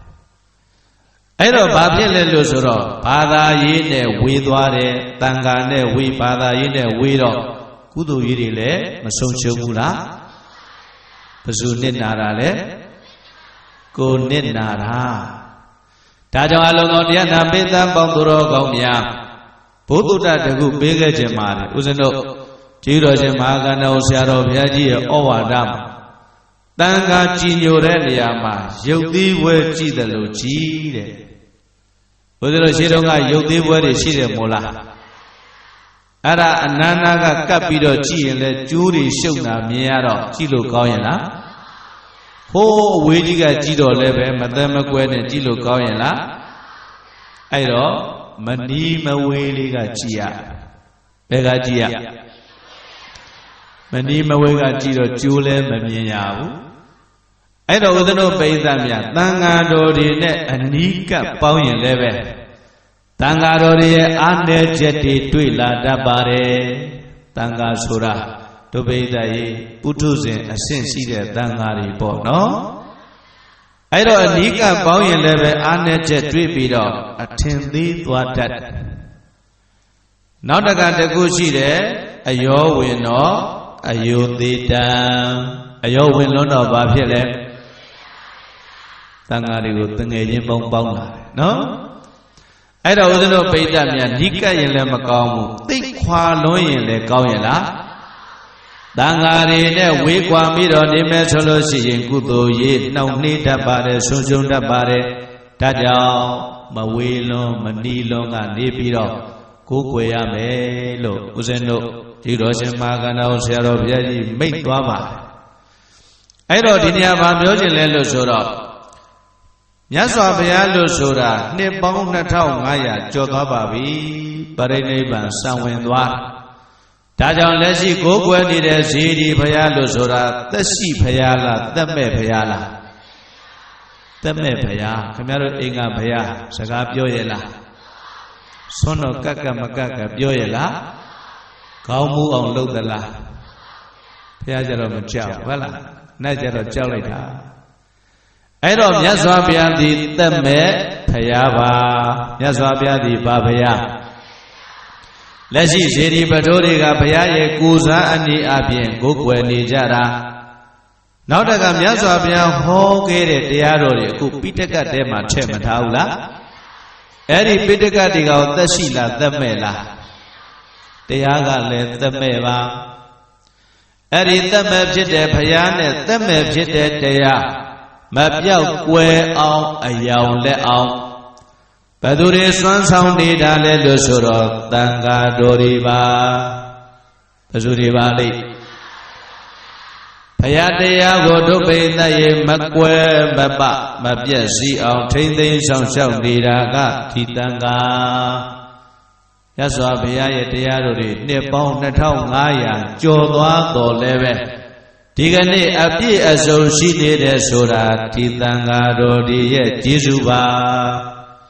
ဒါကြောင့်သံဃာကိုကိုးကွယ်တဲ့နေရာမှာဒီကျေးဇူးကိုအာရုံပြုပါအနေအထိုင်မတတ်တဲ့သံဃာတချို့ကြည်ပြီးတော့ ခမည်းတော်တန်ဃံတရဏံကိစ္ဆာမိမလုတ်ချင်ဘူးဆိုရင်တန်ဃာပြောက်ရင်ဖရာလည်းပြောက်တန်ဃာပြောက်ရင်ဘာပြောက်မယ်တရားကိုမပြောက်ဘူးလားဒါကြောင့်တန်ဃာဖြောက်လို့မရဘူးဟုတ်တယ်မို့လားဒါကြောင့်ဟောဒီမြန်မာပြည်မှာလူဖြစ်ရတာဒီအမတန်မှဂုဏ်ယူဖို့ကောင်းပါတယ်ဘာကြောင့်လဲဆိုတော့လိုက်ဆိုလိုက်ဖရာအစစ်ပွင့်နေခေလူဖြစ်ရတာမြတ်လာသည်တရားအစစ်ဟောတဲ့ခေလူဖြစ်ရတာမြတ်လာသည်တန်ဃာအစစ်ပေါ်တဲ့ခေလူဖြစ်ရတာမြတ်လာသည်ဒီကနေ့ဘုရားအစစ်ပွင့်တဲ့ခေတ်မှာလူဖြစ်ရတာကံမကောင်းဘူးလားတရားအစစ်တွေပေါ်တဲ့မြန်မာပြည်မှာလူဖြစ်ရတာဒုပိသရေကံမကောင်းဘူးလားတန်ဃာအစစ်တွေပေါ်တဲ့မြန်မာပြည်မှာလူဖြစ်ရတာကံမကောင်းဘူးလားတစ်ထက်ကံကောင်းတာမရှိပါဘူးဒါကြောင့်အလုံးသောတရားနာပိသအပေါင်းသူတော်ကောင်းများဦးဇင်းဘာပြောခြင်းလဲလို့ဆိုတော့ဘယ်သူတွေဖရာမေ့မေ့ကိုမမေ့ပါနဲ့ဘယ်သူတွေတရားမေ့မေ့ကိုမမေ့ပါနဲ့ဘယ်သူတွေသံဃာမေ့မေ့ကိုမမေ့ပါနဲ့ဘယ်သူတွေဖရာတရားသံဃာဖြောက်ဖြောက်ကိုမပြောက်ပါစေနဲ့အဲ့တော့ဘယ်သူတွေဘာပြောပြောပေါ့ဗျာဟိုဦးဇင်းတို့ဗတ်တဲ့သချင်းလေးသွားတရိယဒုကတော့ဆိုတာလားအဲ့ဒါသင်္ကေယဓမ္မဂတိကဆောင်းဖို့လေးလှုပ်ထားလို့ဦးဇင်းလက်ဆောင်ပေးခဲ့ခြင်းပါလက်ဆိုလိုက်ဘယ်သူတွေဘာပဲပြောပြောဒုကတော့ဆိုသချင်းဆိုတာမဟုတ်ဘူးနော်ဘယ်သူတွေဘာပဲပြောပြောဒုကတော့တန်ဃာကိုချစ်မယ်ဘယ်သူတွေဘာပြောပြောပေါ့ဗျာဟုတ်လားဘယ်သူတို့ပိဋကတွေကဘာကိုချစ်မယ်တန်ဃာကိုချစ်တယ်ဆိုတာသာသနာကိုချစ်တာဘာကိုချစ်တာတန်ဃာပြောက်ရင်ဘာပြောက်မယ်ဖရာလည်းပြောက်မယ်တရားလည်းပြောက်မယ်ဒါကြောင့်ဒုပိဋကရေတန်ဃာတွေပြစ်ပယ်လို့ရပါမလားဆိုလိုက်ဘယ်သူတွေဘာပဲပြောပြောဒုကတော့တန်ဃာကိုမပြစ်ပယ်မကောင်းဘူးလားအေးရောက်ရင်ရေးထားတော့နော်ဟိုးဘယ်သူတွေဘာပဲပြောချင်တာပြောကြဒုကတော့သာသနာကိုချစ်မယ်သာသနာကိုမပြစ်ပယ်ဘူးတန်ဃာကိုချစ်မယ်တန်ဃာကိုမပြစ်ပယ်ဘူးဟေးလို့အဲ့ဒီလိုများပြောရင်နော်ဟောချိုနှက်ပါတယ်ဟုတ်လားဒါကြောင့်အလုံးစုံတရားနာပိသပေါင်းသူတော်ကောင်းများဆိုလိုတာကသုံးမပြောက်ပါစေနဲ့ပြန်ကောက်ရဘာမပြောက်ပါစေနဲ့သုံးပြောက်တယ်ဆိုတာသဘောပေါက်ပြီလားနှလုံးသားထဲမှာယရဏသုံးပါးမရှိရင်ဘာပြောက်တာသုံးပြောက်လို့ငါကွာတဲ့ငါဆိုတာကငါးပါးသီလဘယ်နှပါးသီလခမည်းတော်လုံညရဲ့လားပါဏာတိပါဒဗုဒ္ဓဘာသာဆိုတာသူများအသက်မတတ်ပါတတ်တလားတတ်ပါဘူးနော်အဒိဏဒါနသူများရဲ့ဥစ္စာကိုလည်းမခိုးပါခိုးရလားအောက်ဆိုင်လေးတော့ယူရနေတူတယ်ဟုတ်လားဘုရားဘာသာတွေအိုးစနုတ်တခြင်းတပုတ်ကြားဘူးတဲ့ငါတို့လူမျိုးတကိုးရှိသည်ပါတယ်လေအဲ့ဒါလူရှင်တို့တွေကဘာပြောလဲငါတို့လူမျိုးတကိုးများသည်မှန်တော့ဗမာတွေမခိုးပါဘူးဗျာအောက်ဆိုင်လောက်ဟုတ်လားတတိထားစကလုံးကအောက်ဆိုင်ပါတယ်ဒီရင်တော့အောက်ဆိုင်ဖို့များတယ်နော်ကြိုက်ရင်လည်းလောက်ကြပါလားဒါကြောင့်အလိုတော်တရားနာပိသပေါင်းသူတော်ကောင်းများဗုဒ္ဓဘာသာမှန်ရင်ဒုပိသရေဘယ်နှပါလုံရမယ်အဲ့ဒီ၅ပါးမလုံရင်ဒုပိသရေ၅ကွာတယ်လို့ပြောပါတယ်သုံးပြောက်လို့၅ကွာတယ်နော် သုံးပြောက်လို့ငါးกว่าတော့ဘာဖြစ်တော့ဗျာဆိုတော့6ရွာနဲ့လွဲတတ်ပါတယ်ဘာနဲ့လွဲတတ်လဲ6ရွာဆိုတာဟို6မြို့နယ်ကရွာပြောတာမဟုတ်နတ်ပြည်6ထပ်ပြောတာဘာပါလဲဘာတွေပါလဲစတုမာရီ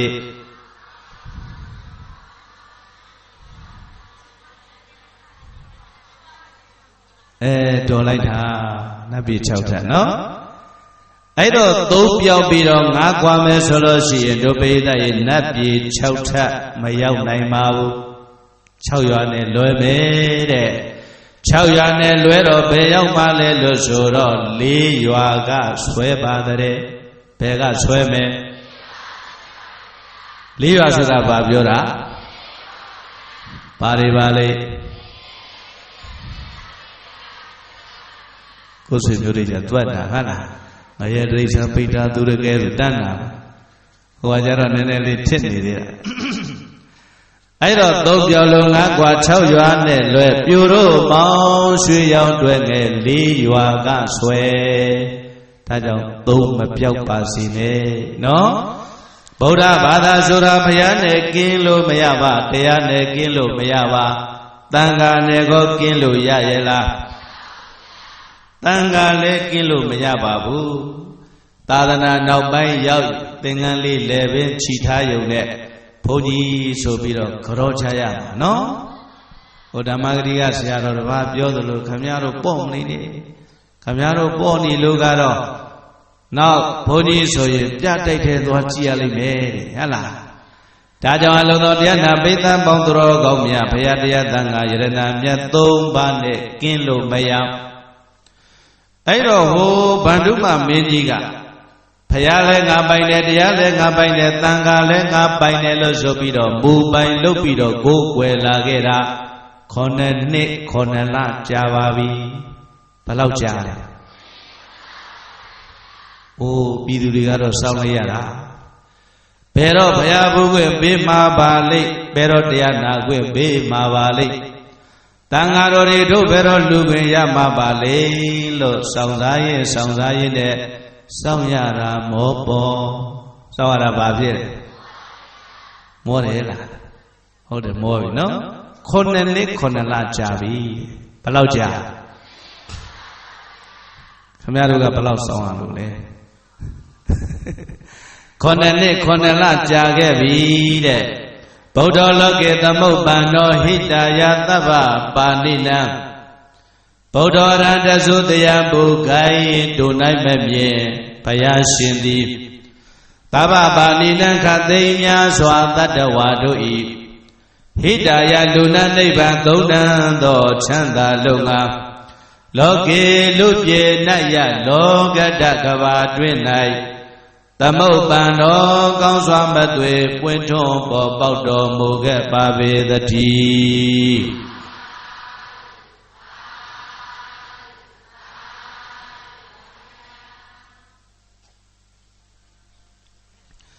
လောကမှာဘုရားပွင့်တယ်လို့ဆိုတာအများချမ်းသာဖို့ပါဘုရားပွင့်တယ်ဆိုတာဘာဖြစ်ဖို့တယောက်အတွက်ပွင့်တာလားအများအတွက်ပွင့်တာလားအခုတော့ဗျာတို့ရှင်ဘုရင်ကြီးမတရားဘူးတဲ့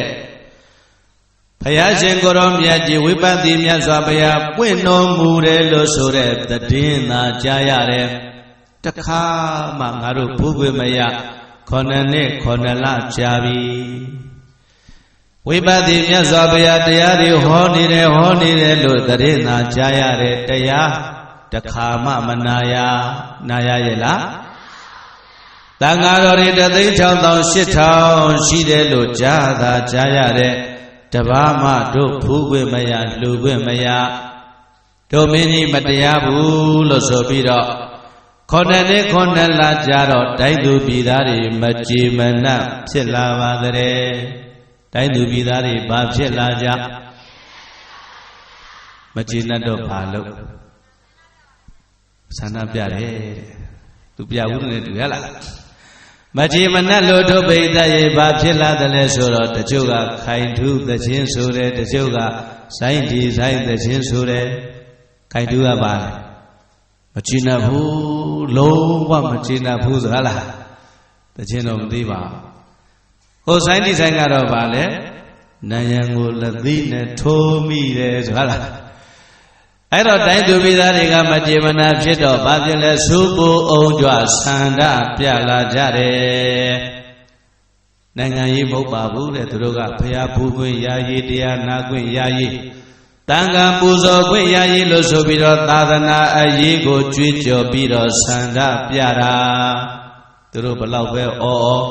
ဘာနုမမင်းကြီးကတော့ခတ်တင်းတင်းပဲမသိကြအောင်ဆောင်းအဲ့ဒီမှာဒုပိသရဲ့တိုင်းသူပြည်သားတွေကဟဲတို့ဒီလိုအော်နေလို့မပြီးဘူးတိုင်းပြည်မှာအရာရောက်တဲ့သေနာပတိစစ်ဘုချုပ်ကြီးထံသွားမယ်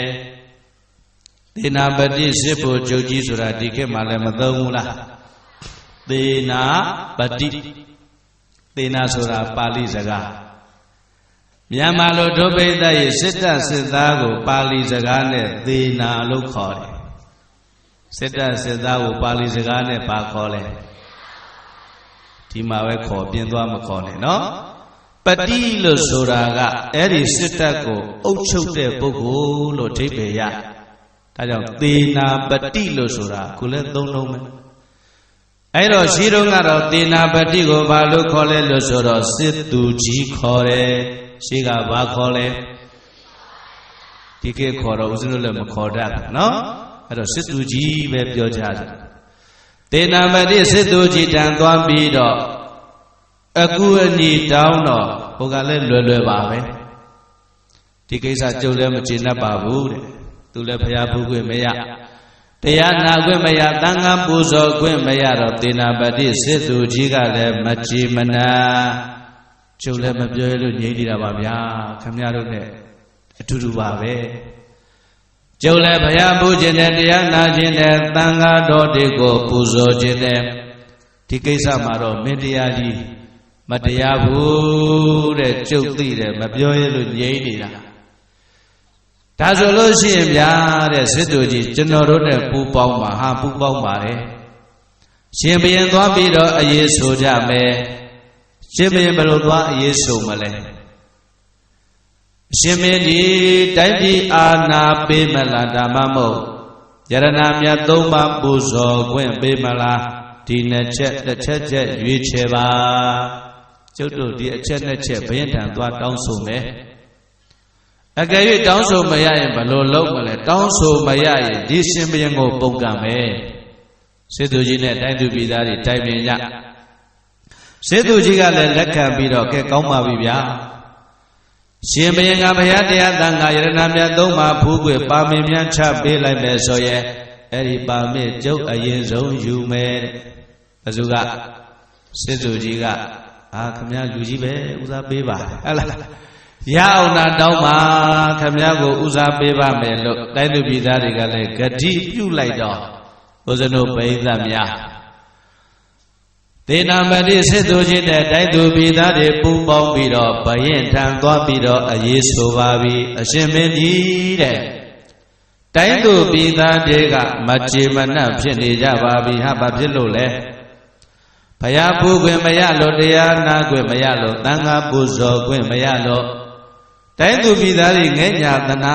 ပြီးတော့ဘယ်တော့မှဘုရားပူခွင့်ပေးမှလဲတရားနာခွင့်ပေးမှလဲသံဃာပူဇော်ခွင့်ပေးမှလဲဆိုပြီးတော့စောင့်စားခဲ့ရတာဘယ်လောက်ကြာ9 နှစ်9 လကြာပါပြီဒါကြောင့်မကြေမနပ်ဖြစ်ပြီးတော့အစိုးနှစ်ခုသင်သွင်းနေပါတယ်လို့ဆိုတော့ဘာတွေလဲတိုင်းပြည်အာဏာပေးမလားဓမ္မမို့ဘုရားတရားသံဃာရဏမြတ်သုံးပါးပူဇော်ခွင့်ပေးမလားဒီနှမျိုးကြိုက်ရရွေးပါဆိုတော့ဗန္ဓုမမေကြီးကခတ်တင်းနေပဲငါအာဏာလည်းမပေးနိုင်ဘူးတဲ့ယရဏမြတ်သုံးပါးပူဇော်ခွင့်လည်းငါမပေးနိုင်ဘူးဒါဆိုရင်ရှင်မင်းကြီးကိုပုန်ကန်ရပါလိမ့်မယ်မင်းတို့ပုန်ကန်ရအောင်မင်းတို့ပါရှိလို့လေတဲ့ငါမှစစ်တပ်ရှိတယ်စစ်သူကြီးရှိဒီတော့စစ်သူကြီးကဘာပြောလဲဆိုတော့ရှင်မင်းကြီးဒီကိစ္စမှာတော့အရှင်မင်းကြီးမတရားပါဘူးတိုင်းသူပြည်သားတွေဘက်ကမှန်ကန်ပါတယ် တရားတဲ့ဘက်နဲ့မတရားတဲ့ဘက်ကျွန်တော်မျိုးတရားတဲ့ဘက်ကလိုက်ပါမယ်စစ်သူကြီးကတရားတဲ့ဘက်နဲ့မတရားတဲ့ဘက်ပဲလိုက်တယ်ခင်ဗျားတို့ကတရားတဲ့ဘက်နဲ့မတရားတဲ့ဘက်ပဲလိုက်မယ်မမကြီးသရှင်ဆိုခြင်းနဲ့မယုံတဝဲယုံတဝဲယုံရခက်ကြီးပါဟုတ်လားသိတော့မယုံသေးဘူးဟုတ်လားတရားတဲ့ဘက်နဲ့မတရားတဲ့ဘက်ဒုပိဋကရဲ့ဘယ်ထောက်ခံရမယ်သိကြရဲ့လားဩမှတ်ထားလိုက်မယ်နော်အဲ့တော့ဦးဇင်းတို့ပြေစစ်သူကြီးကလည်းပြက်ပြက်သားသားပြောတဲ့ရှင်မင်းကြီး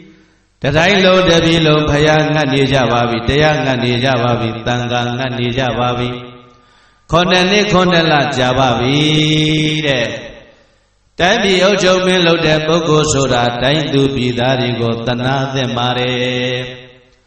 ဒါကြောင့်ရှင်မင်းကြီးဒီကိစ္စမှာတော့ရှင်မင်းကြီးဘက်ကဘယ်လိုနည်းနဲ့မှမလိုက်နိုင်ပါဘူးလို့ပြက်ပြက်သားသားညင်းလိုက်တော့ဗန္ဓုမမင်းကြီးငိုင်သွားတယ်နော်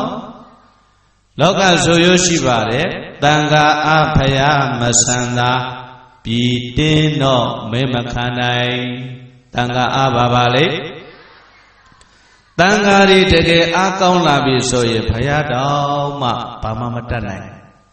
ရဲ့လား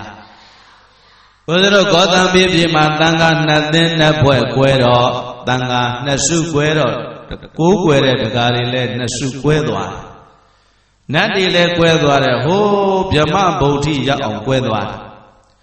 အဲ့ဒီမှာမြတ်စွာဘုရားကတန်ခါတော်တွေ2 စု 2 ဖွဲ့ကွဲနေတော့ညီညွတ်ရေးတရားဆိုပြီးတော့ဇတ်တော်တွေလေမြတ်စွာဘုရားဟောလိုက်ရဒါပေမဲ့လို့တန်ခါတော်တွေကဘုရားစကားနားမထောင်ရဲ့လားမြတ်စွာဘုရားရဲ့တပိသားတန်ခါတွေကဘုရားစကားတောင်းနားမထောင်တော့ဘူးနားမထောင်တဲ့အပြင်ဘာပြောလဲဆိုတော့မြတ်စွာဘုရားတဲ့ဒီကိစ္စဘုရားမပါပါနဲ့တော့တပိတော်တို့ရဲ့ကိစ္စတပိတော်တို့ရှင်းပါမယ်ဘုရားမြတ်စွာဘုရားတပါးတဲ့အေးနေတော်မူပါဘုရားပြောမရတော့ရှောင်သွားရအဲ့ဒီတဝါဒုပိဋကရဲ့ပါဠိလေယကတော်မှာပါဠိလေယကဆင်ရဲ့အပြုအစုခံပြီးတော့ဘုရားတပါးတဲ့သွားနေရတယ်အဲ့ဒီကနေစကဘုံပေါ်လာတဲ့တန်ခါအဘုရားမဆန္ဒပါတယ်လေအခုလည်းပဲဒုပိဋကရဲ့ပြည်တင်းတော့မင်းမခံနိုင်ပြည်တင်းတော့ဘာဖြစ်လဲစစ်သူကြီးနဲ့စစ်တပ်ကလည်းသူ့ဘက်မပါတိုင်းသူပြည်သားတွေကလည်းပဲသူ့အလိုမရှိတော့ဗန္ဓုမမင်းကြီးအလျှော့ပေးလိုက်ပါပြီဒါတောင်သူကဘာပြောလဲဆိုတော့အေးကွာမင်းတို့တောင်းတော့လဲပေးရမှာပေါ့လေတန်ရော့သွားတယ်နော်ဒါပေမဲ့လို့လေငါလည်းပဲဘုရားဖူးလို့အမယတရားနာလို့အမယသံဃာလူလို့အမယဒါကြောင့်ငါ9 နှစ်တော့ထပ်ပေးပါဘယ်နှစ်တော့ဒီတော့တိုင်းသူပြည်သားတွေကအရှင်မင်းကြီးလွန်လှပါပြီ9 နှစ် 9 လကြာပါပြီနောက်ထပ်9 နှစ်လို့ဆိုလို့ရှိရင်တော့ရှင်မင်းကြီးမဖြစ်နိုင်ပါဘူးမပေးနိုင်ဘူးလို့ပြက်ပြက်သားသားပြောလိုက်တော့ဒါဖြင့်ကွာ6 နှစ်အဲ့ဒီရော့သွားလိုက်တယ်နောက်ဆုံး9 ရက်ပဲကြံတော့ဘယ်နှစ်ရက်ပဲကြံတော့လျှော့တော့လေဟာလားပြည်တင်းတော့မင်းမခံနိုင်လို့ဆိုပြီးတော့ဒုပိဋကရဲ့အလျှော့ပေးပြီးတော့9 ရက်ဒုပိဋကရဲ့9 ကွယ်ခွင့်ရသွားတယ်ဗန္ဓုမမင်းကြီးဘယ်နှစ်ရက်ပဲ9 ကွယ်ခွင့်ရ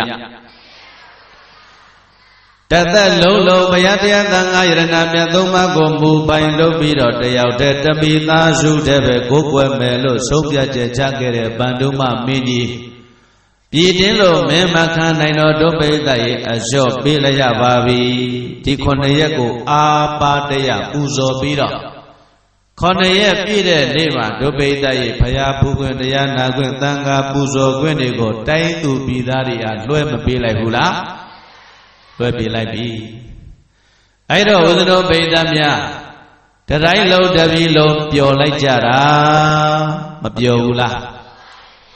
9 နှစ် 9 လ 9 ရက်ကြာမှတို့တည်းဘုရားပူခွင့်ရပြီတရားနာခွင့်ရပြီ သံဃာတော်တွေကိုတို့လူခင်ပူဇော်ခွင့်ရပြီဆိုပြီးတော့တိုင်းလုံးတပြီလို့ပြောလိုက်ကြတာအဲ့ဒီထဲမှာစစ်သူကြီးသည်အပျော်ဆုံးမှာဘယ်သူအပျော်ဆုံးလဲစစ်သူကြီးသည်အပျော်ဆုံးပဲတဲ့ဘာဖြစ်လို့လဲဆိုတော့သူကအရင်ဆုံးကိုးကွယ်ခွင့်ရမှာဟုတ်တယ်မို့လားအဲ့တော့စစ်သူကြီးကဘာလုပ်လဲလို့ဆိုတော့တိုင်းသူပြည်သားတွေကဘုရားငတ်တရားငတ်သံဃာငတ်နေကြတာငါအရင်ဝင်ပြီးတော့လွတ်ပြီးတော့ကိုယ်ကွယ်စိတ်ကပူဇော်သွားရင်ခက်ရကြီးရဲ့ဆိုပြီးတော့ကျောင်းတိုက်တစ်ခုလုံးကိုဒုပိဋကရဲ့စစ်တပ်တွေရဲနေအောင်ချထားတယ်။ခြေတုံးကတော့စစ်သူစစ်သားတွေကหนีရဲနေတာကြီးဟုတ်တယ်မှတ်တာပဲနော်။တခါတည်းစစ်တပ်ကိုရဲနေအောင်ကျောင်းပေးမှချကျောင်းလမ်းတစ်လျှောက်မှာလည်းပဲအထက်ထချအိမ်မှာလည်းအထက်ထချထားတယ်။ဘုရားဘူးမှာဆိုလို့တရားနာမှာဆိုလို့တန်ဃာတော်တွေကိုဝင်ရောက်ပူဇော်မှာဆိုလို့ဆိုပြီးတော့ဘာတွေချထားတယ်အဆောက်နေချထားတယ်ဘာတွေချထားတတိုင်းလုံးတပြည်လုံးငါတို့ပိဋကရဲ့ပြုံးပြောပြီးတော့နေကြတဲ့အချိန်မှာတယောက်သောပုဂ္ဂိုလ်ကဝမ်းနေပြီးတော့ငိုပါတယ်အဲ့ဒါဘယ်သူလဲဆိုတော့တထေးကတော်ကြီးပါဘယ်သူပါလိမ့်တထေးကတော်ကြီးကဘာဖြစ်လို့ငိုတယ်လဲလို့ဆိုတော့ဩတို့တည်းဘုရားပုဂ္ဂိုလ်တရားနာခွင့်သံဃာပူဇော်ခွင့်ရပြီအကယ်၍တထေးကြီးများရှိမယ်ဆိုလို့ရှိရင်တော့တို့ဦးစားပေးခံရမှာ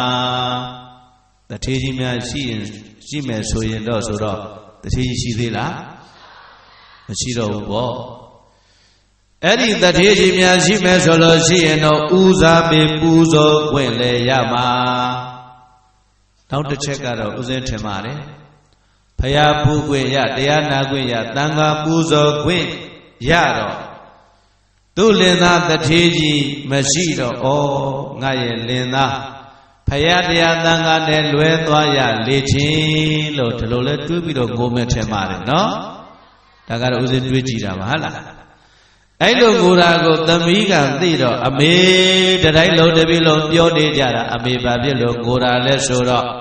သမီးရဲ့ကြီးအပေများရှိရင်ကြီးခွင့်ရေးတို့ဦးစားပေးအနေအပြင်ရမှာအခုတော့ဒီအခွင့်ရေးတို့ရှုံးပြီ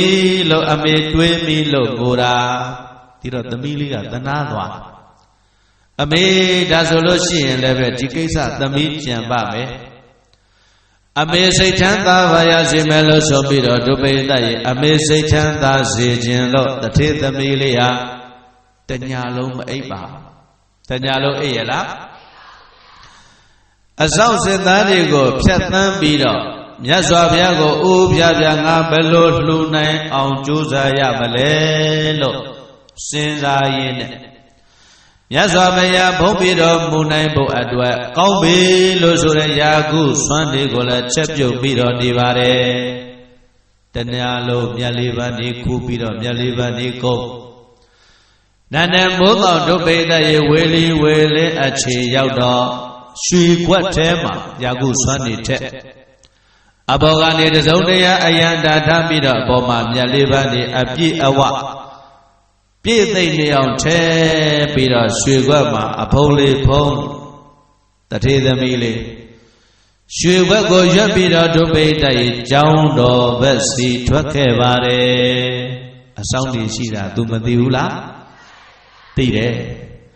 အမေစိတ်ချမ်းသာစေခြင်းလို့အမေကျေးဇူးဆက်ခြင်းနာဆက်ခြင်းလို့ကိုယ်တိုင်းကလည်းစွန့်စားခြင်းလို့ရွှေဘက်ကိုရွက်ပြီးတော့ထွက်လာ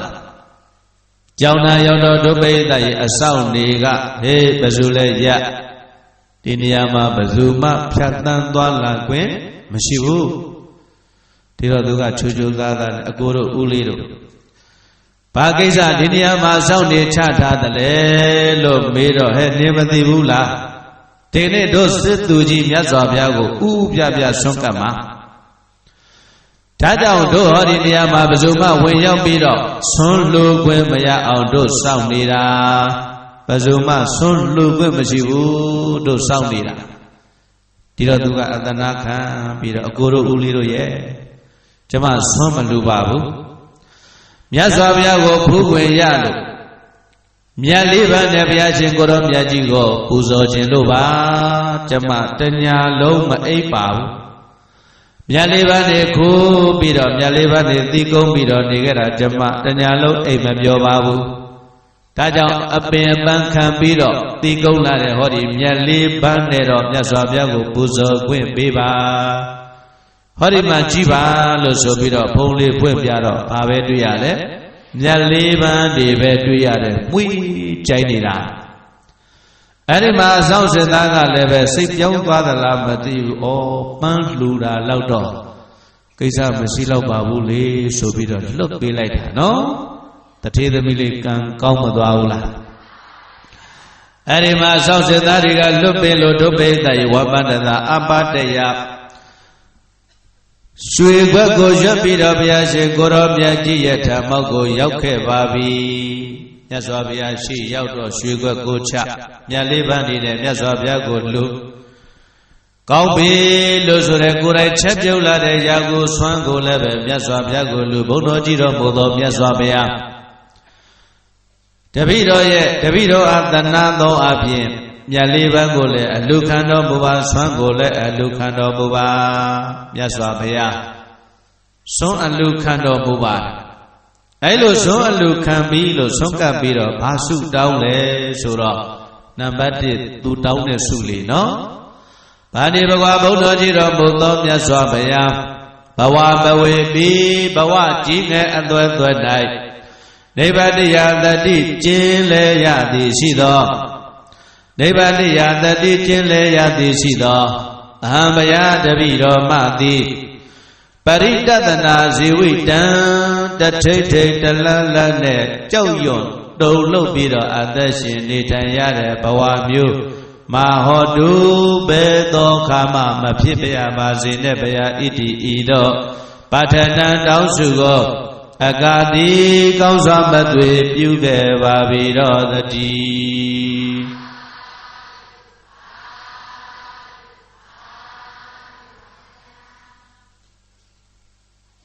ပထမဦးဆုံးတောင်းလိုက်တဲ့စုလေးဟာ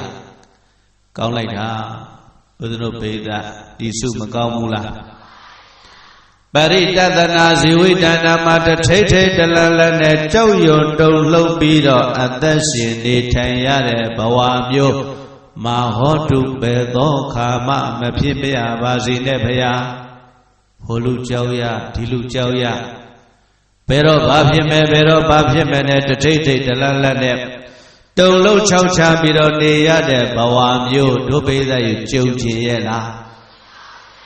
အဲ့လိုနေရထိုင်ရတဲ့ဘဝမျိုးမှာဒုပိသရေစိတ်ချမ်းသာပါမလားခင်ဗျားတို့မကွေးမှာတော့မသိဘူးနော်ဦးဇင်းတို့ဟိုးဘာညာတော့ကညခွေးဟောင်းတန်ကြရင်အိတ်ကိုမရတော့ဟုတ်လား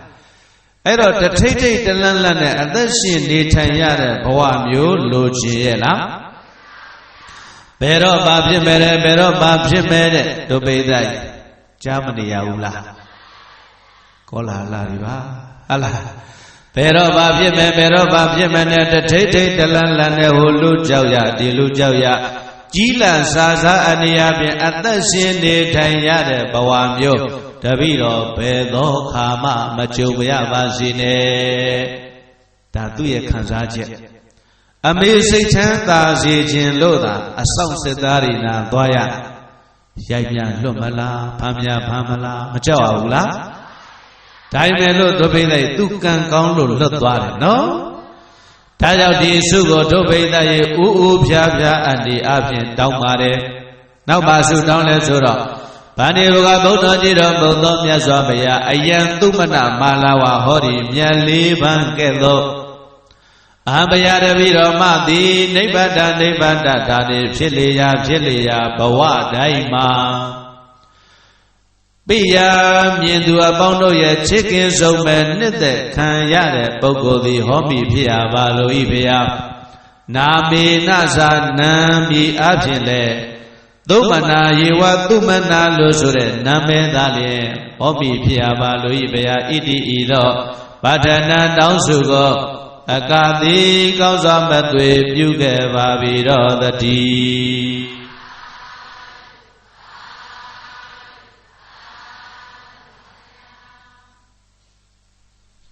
ဒုတိယတောင်းတဲ့ဆုက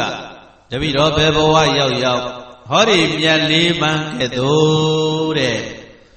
ဦးဇင်းတို့စာထဲမှာတော့ပန်းတကပန်းပဲပန်းတွေဘလောက်ပဲမွေးတယ်ပဲပြောပြောမြတ်လေးပန်းဒီအမွေဆုံးပါပါပန်းအမွေဆုံးလေ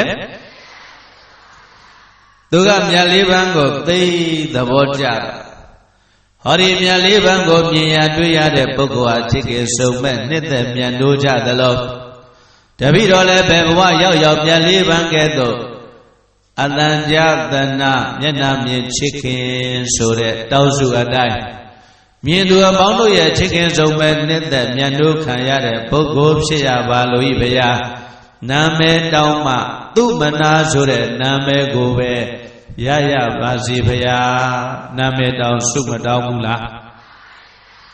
ဒါကြောင့်ဦးဇင်းတို့ပိဋကများဆုတောင်းတယ်ဆိုတာဘာပဲတောင်းအဲ့ဒီတောင်းတဲ့ဆုပြည့်ခြင်းတယ်ဆိုလို့ရှိရင်ကိုယ်မှာကုသိုလ်ရှိရပါတယ်ဘာရှိရတယ်ဒီနေ့ဦးဇင်းတို့ပိဋကတွေကုသိုလ်တွေရှိမနေဘူးလားဒီကနေ့ညဓမ္မသဘင်ပွဲကိုအကြောင်းပြုပြီးတော့ပေါင်းစုပြုထားတဲ့လူရထားတဲ့ဒါနကုသိုလ်တွေရှိမနေဘူးလားသီလကုသိုလ်တွေကရှိမနေဘူးလားမေတ္တာဘာဝနာပွားတာတရားနာတာစသည်အပြင်ဘာဝနာကုသိုလ်တွေကရှိမနေဘူးလားအဲ့ဒီလိုကုသိုလ်ရှိနေတဲ့ဆိုရင်တောင်းခြင်းတဲ့ဆုတောင်းမှတောင်းတဲ့ဆုပြည့်ပါတယ်လိုက်ဆိုလိုက်တောင်းတဲ့ဆုကိုပြည့်စေလို့ကိုယ်မှာကုသိုလ်ရှိရမည်တောင်းတဲ့ဆုကိုပြည့်စေလို့ကိုယ်မှာကုသိုလ်ရှိရမည်တောင်းတဲ့ဆုပြည့်ခြင်းတယ်ဆိုရင်ဘာရှိရမလဲကုသိုလ်ရှိရမယ်အဲ့တော့ခင်ဗျားတို့ကုသိုလ်တွေရှိနေပြီအဲ့တော့တောင်းရင်တဲ့ဆုတောင်းနိုင်ပါလေပြောပါဆုတောင်းပါပြောပါဆုတောင်းမယ်ဩမပဲဟာလားအတန်ထွက်လာဒါပဲတောင်းပါလားကျန်တာမတောင်းတော့ဘူးလားဆုတောင်းနိုင်သာပြည့်စေခြင်းပါသည်ဘယ်သူဆိုတာလဲကိုတင်လိုက်လားကိုသန်းလိုက်လားသိတော့ပါဘူးနော်မေတ္တာရေးဆရာတော်ဆိုတာမဟုတ်ဘူးနော်ဟုတ်လားဆုံးစဗုတခွင်နှုတ်တို့မမြင်ရှိတော့ကတခြင်းတွေများစာသားကလည်းအနှစ်သားကရှိတန်စင်ကလည်းကောင်းဘူးလားဆုံးစဗုတခွင်နှုတ်တို့မမြင်သုံးလို့ရှင်ဗုဒ္ဓထံပါဒုက္ခခံစားရသမျှပัญจရှင်ကိုဖွင့်ဆိုပါမည်ဘယ်သောခါမှပါစုတောင်း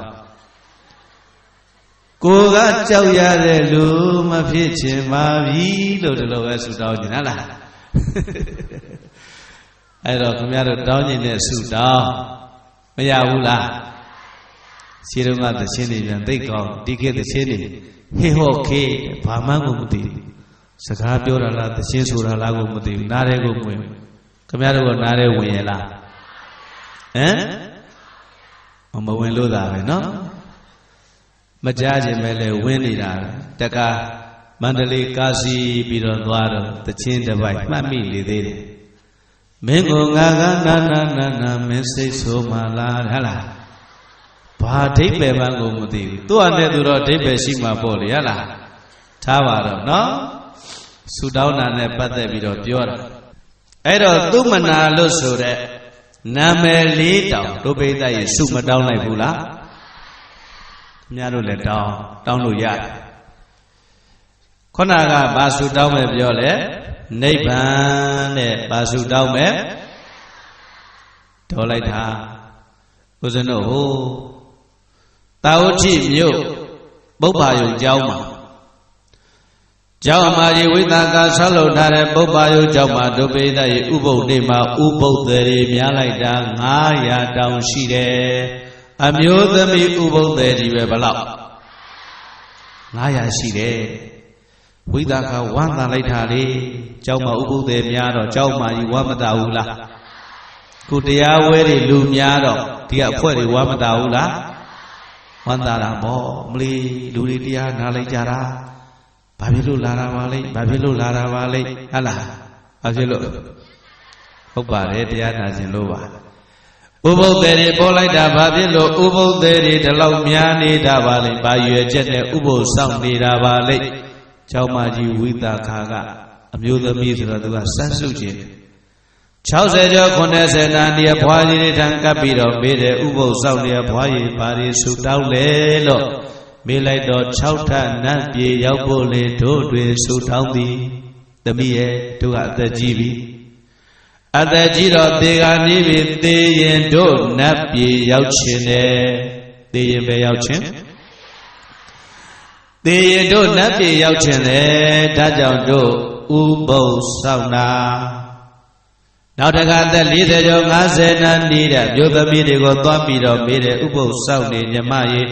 ဘာတွေဆူတောင်းလဲလို့ဆိုတော့လင်းစိုးဒုက္ခလွန်ကြီးလာလွတ်ရဆူတောင်းသည်လင်းတူဒုက္ခလွန်ကြီးလာလွတ်ရဆူတောင်းသည်သမီးဝိတာခါယောက်ျားဆိုတာလေတဲ့တချို့ွယ်တမဲမေ့တယ်တချို့ွယ်ပါလေတချို့ကတမဲမေ့တဲ့အိုင်တွေ့ရင်9000ဖမ်းရင်ဖမ်းမှာဟုတ်လားတချို့ကတမဲမေ့အိုင်တွေ့ရင်ခြေဆေးတတ်တာကယောက်ျားရဲ့သဘာဝစီးပွားရေးလေးများဖြစ်လာရင်ဘာလို့ဟောငါဖမ်းနေတယ်ဟုတ်လား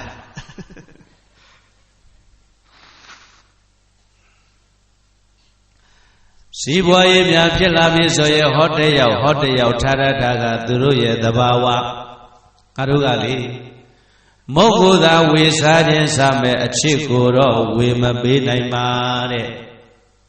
မုတ်ကိုတော့ဝေစားခြင်းစားမဲ့ခင်ဗျားတို့အချစ်ဝေပေးနိုင်ရဲ့လားငြိမ်နေတဲ့လူပေးခြင်းလို့ဟဲ့လားအချစ်ဝေပေးနိုင်ရဲ့လားဝေမပေးနိုင်ဘူးတဲ့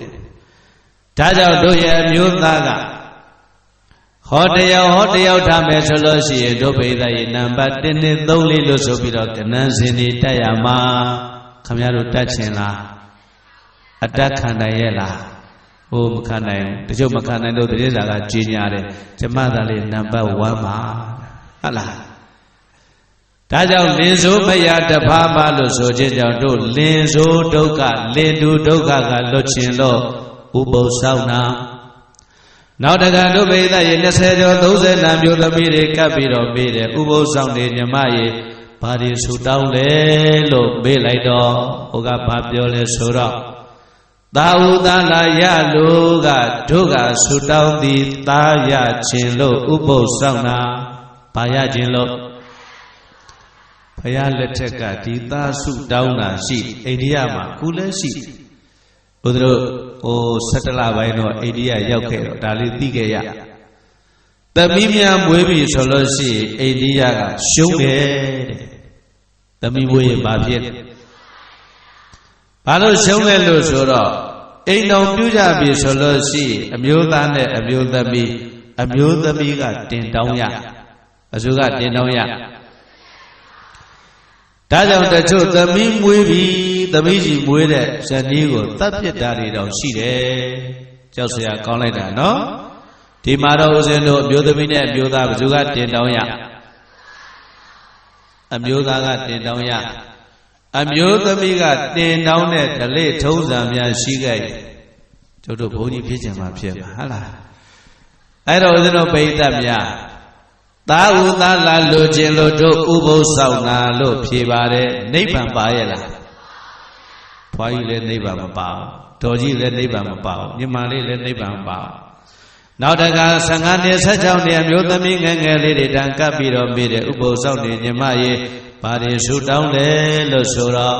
ဘာဆူတောင်းငယ်ချင်းနဲ့သာပေါင်းလို့ပါတို့မှာဆူတောင်းသည်တဲ့ရှိသာဦးနဲ့ကွဲမှာဆိုလို့ဘာဖြစ်လို့နိဗ္ဗာန်ပါရဲ့လားမပါဘူးเนาะဝိသခာစိတ်ပြတ်သွားတယ်ဝိသခာဘာဖြစ်လဲ ဥပုသ်တွေများလို့ဝတ်သာတော်လည်းပဲဝိသခာစိတ်ပြက်သွားတယ်တဲ့။ဩဥပုသ်တွေများလို့ငါဝတ်သာလိုက်ရတယောက်စီလိုက်ပြီးတော့ပြေးလိုက်တော့နိဗ္ဗာန်လိုခြင်းလို့ဆိုတာတယောက်မှမပါရဲ့လားမြတ်စွာဘုရားသွားလျှောက်တော့မြတ်စွာဘုရားကလောကပုထုဇဉ်ပုဂ္ဂိုလ်တွေဟာဒီတိုင်းပဲ။အိုဘေးနာဘေးသေဘေးဆိုကြီးတွေကြုံနေပါတော့လည်းပဲနွားကြောင်သားကနွားတွေကိုနွားစကြက်ရောက်အောင်ရိုက်ပြီးတော့မောင်းနေသေးသလိုအိုခြင်းနာခြင်းသေခြင်းလို့ဆိုတဲ့တရားသဘောတွေကအလုံးသောတတ္တဝါတွေကိုနေ့စဉ်ရိုက်ပြီးတော့ဘယ်ပို့နေသလဲဆိုတော့သုတ်တန်စီပို့နေတယ်ဘယ်ပို့နေတယ်သေမင်းထံပို့နေတာသုတ်တန်ပို့နေတာပေါ်ရကြည့်ရင်တော့ဘုရားသွားတယ်ကြောင်းသွားတယ်ဈေးသွားတယ်ပြောကြတကယ်လက်တွေ့အနေအချင်းဥစဉ်တို့တွေသည်သေမင်းစီသွားနေတာပါဘယ်သွားနေတာအဲ့ဒီသေမင်းစီသွားတဲ့အသွားသည်ရက်တယ်ရဲ့လို့ရှိရလားနားတယ်လို့ကောရှိရလားမရှိဘူး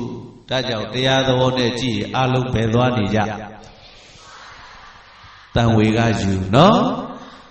ဒါကြောင့်မမေ့မရောမပေါ်မဆမအိုရမနာရမတရားတရားကိုရှာရမယ်လို့မြတ်စွာဘုရားကတရားဟောတော့ဥပုသ္သေ900သောတာပန်တည်တယ်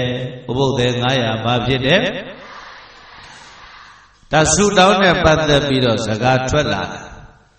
တထေသမီးလေးသည်ဒုဗိဒယေရှုတွေတောင်းပြီးတော့ဝမ္မတတာအပတယလာဘဝတမေငါအရာတော်လိုက်တာသုလတံဝတမေငါလူဖြစ်ရကြိုးနပ်ပြီလို့ဆိုပြီးတော့ဝမ္မတတာအပတယအိမ်ပြန်သွားပြီအာယုန်တက်တော့ဟိုစစ်သူကြီးကဆွန်းအုပ်တယ်အချမ်းရံနေနဲ့မြတ်စွာဘုရားဆွန်းကပ်မယ်ပေါ့ဘုရားနဲ့ရောက်တယ်ဘုဒ္ဓကြီးတော်မူသောမြတ်စွာဘုရားတပည့်တော်ရဲ့ဆွန်းကိုအလှခံတော်မူပါဆိုတော့ဝိပဿနာမြတ်စွာဘုရားလဝကာပြတော်မူတယ်ဘာကာပြဘုရားဘာဖြစ်လို့ငါဆွန်းအလှမခံနာပါလိမ့်ပေါ့နော်ဘုဒ္ဓကြီးတော်မူသောမြတ်စွာဘုရားတပည့်တော်ရဲ့ဆွမ်းကိုပါဖြစ်လို့အလိုမခံနာပါလဲလို့မေ့လျှောက်တော့တကားတော်စစ်သူကြီးငါဘုရားဆွမ်းကိစ္စပြည့်စုံပြီဒီတော့စစ်သူကြီးမျက်လုံးပြူသွားတယ်ဟဲ့ဘယ်သူလူသွားပါလိမ့်ဒီလောက်တညာလိုအဆောင်တွေထပ်ထထားတဲ့ဂျားတွေကဘယ်သူလဲဥမှုယူသွားတာပါလိမ့်ဆိုပြီးတော့အဆောင်တွေခေါ်ပြီးတော့မေးတယ်အဲ့လိုအဆောင်တွေကိုခေါ်ပြီးတော့မေးပြန်လိုက်တဲ့အခါကျတော့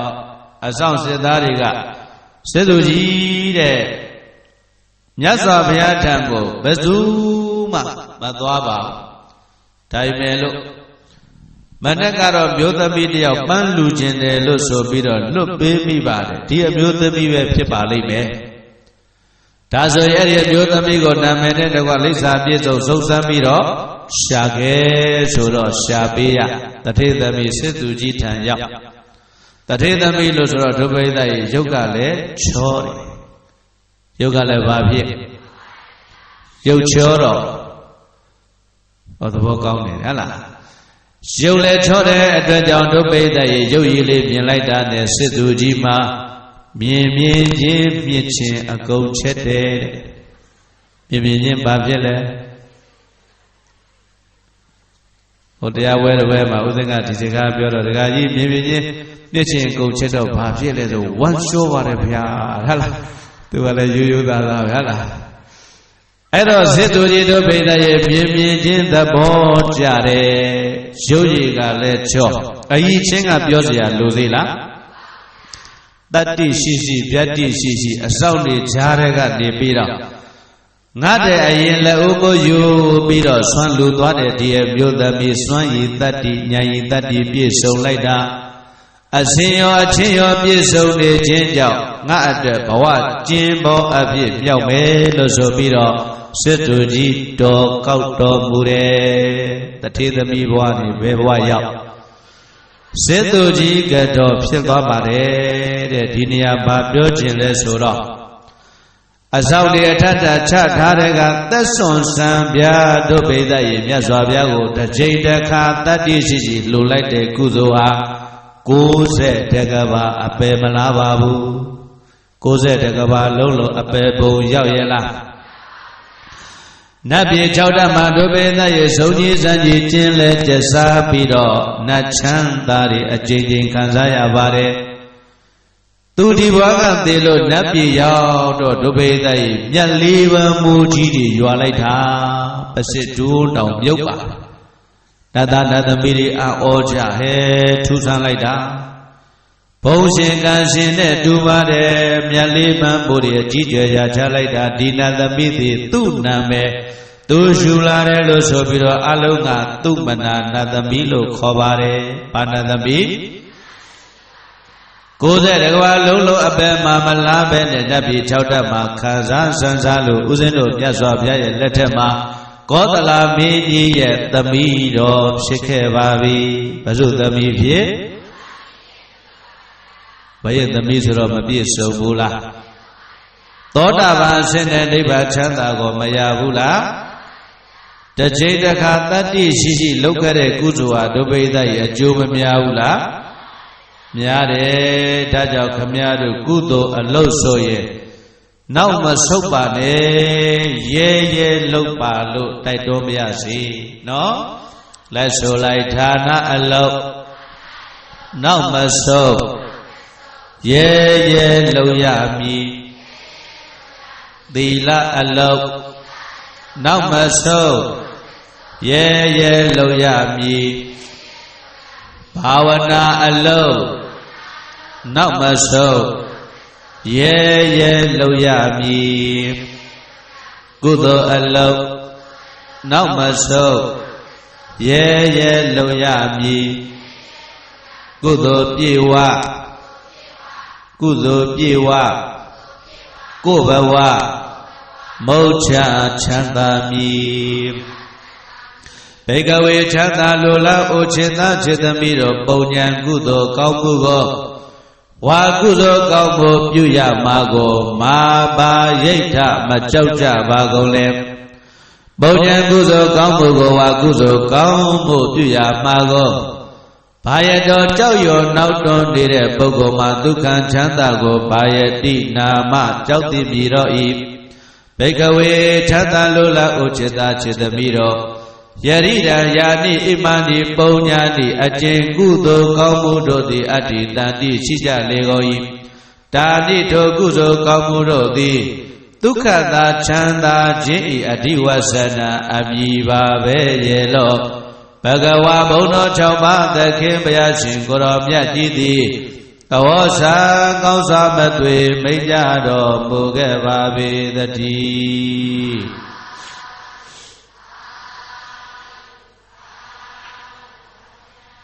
ဆိုလိုက်တရားဝဲကြီးပြီးပါပြီ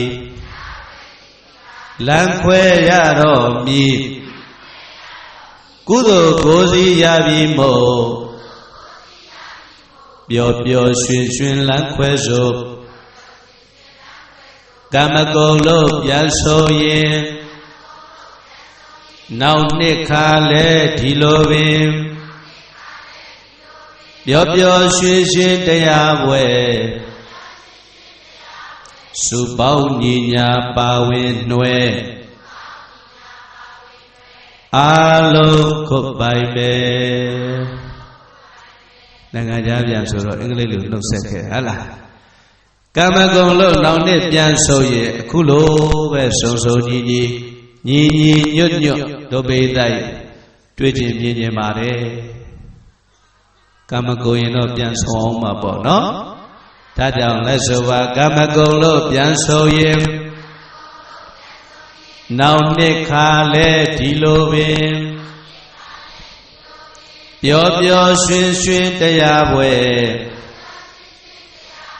စုပေါင်းညီညာပါဝင်နှွယ်အားလုံးကိုပိုင်မယ်အဲ့တော့နှုတ်ဆက်ကြပြလေးနဲ့နှုတ်ဆက်ပြီးပါပြီဒါကြောင့်ဒီကနေ့ညဓမ္မသဘင်ပွဲ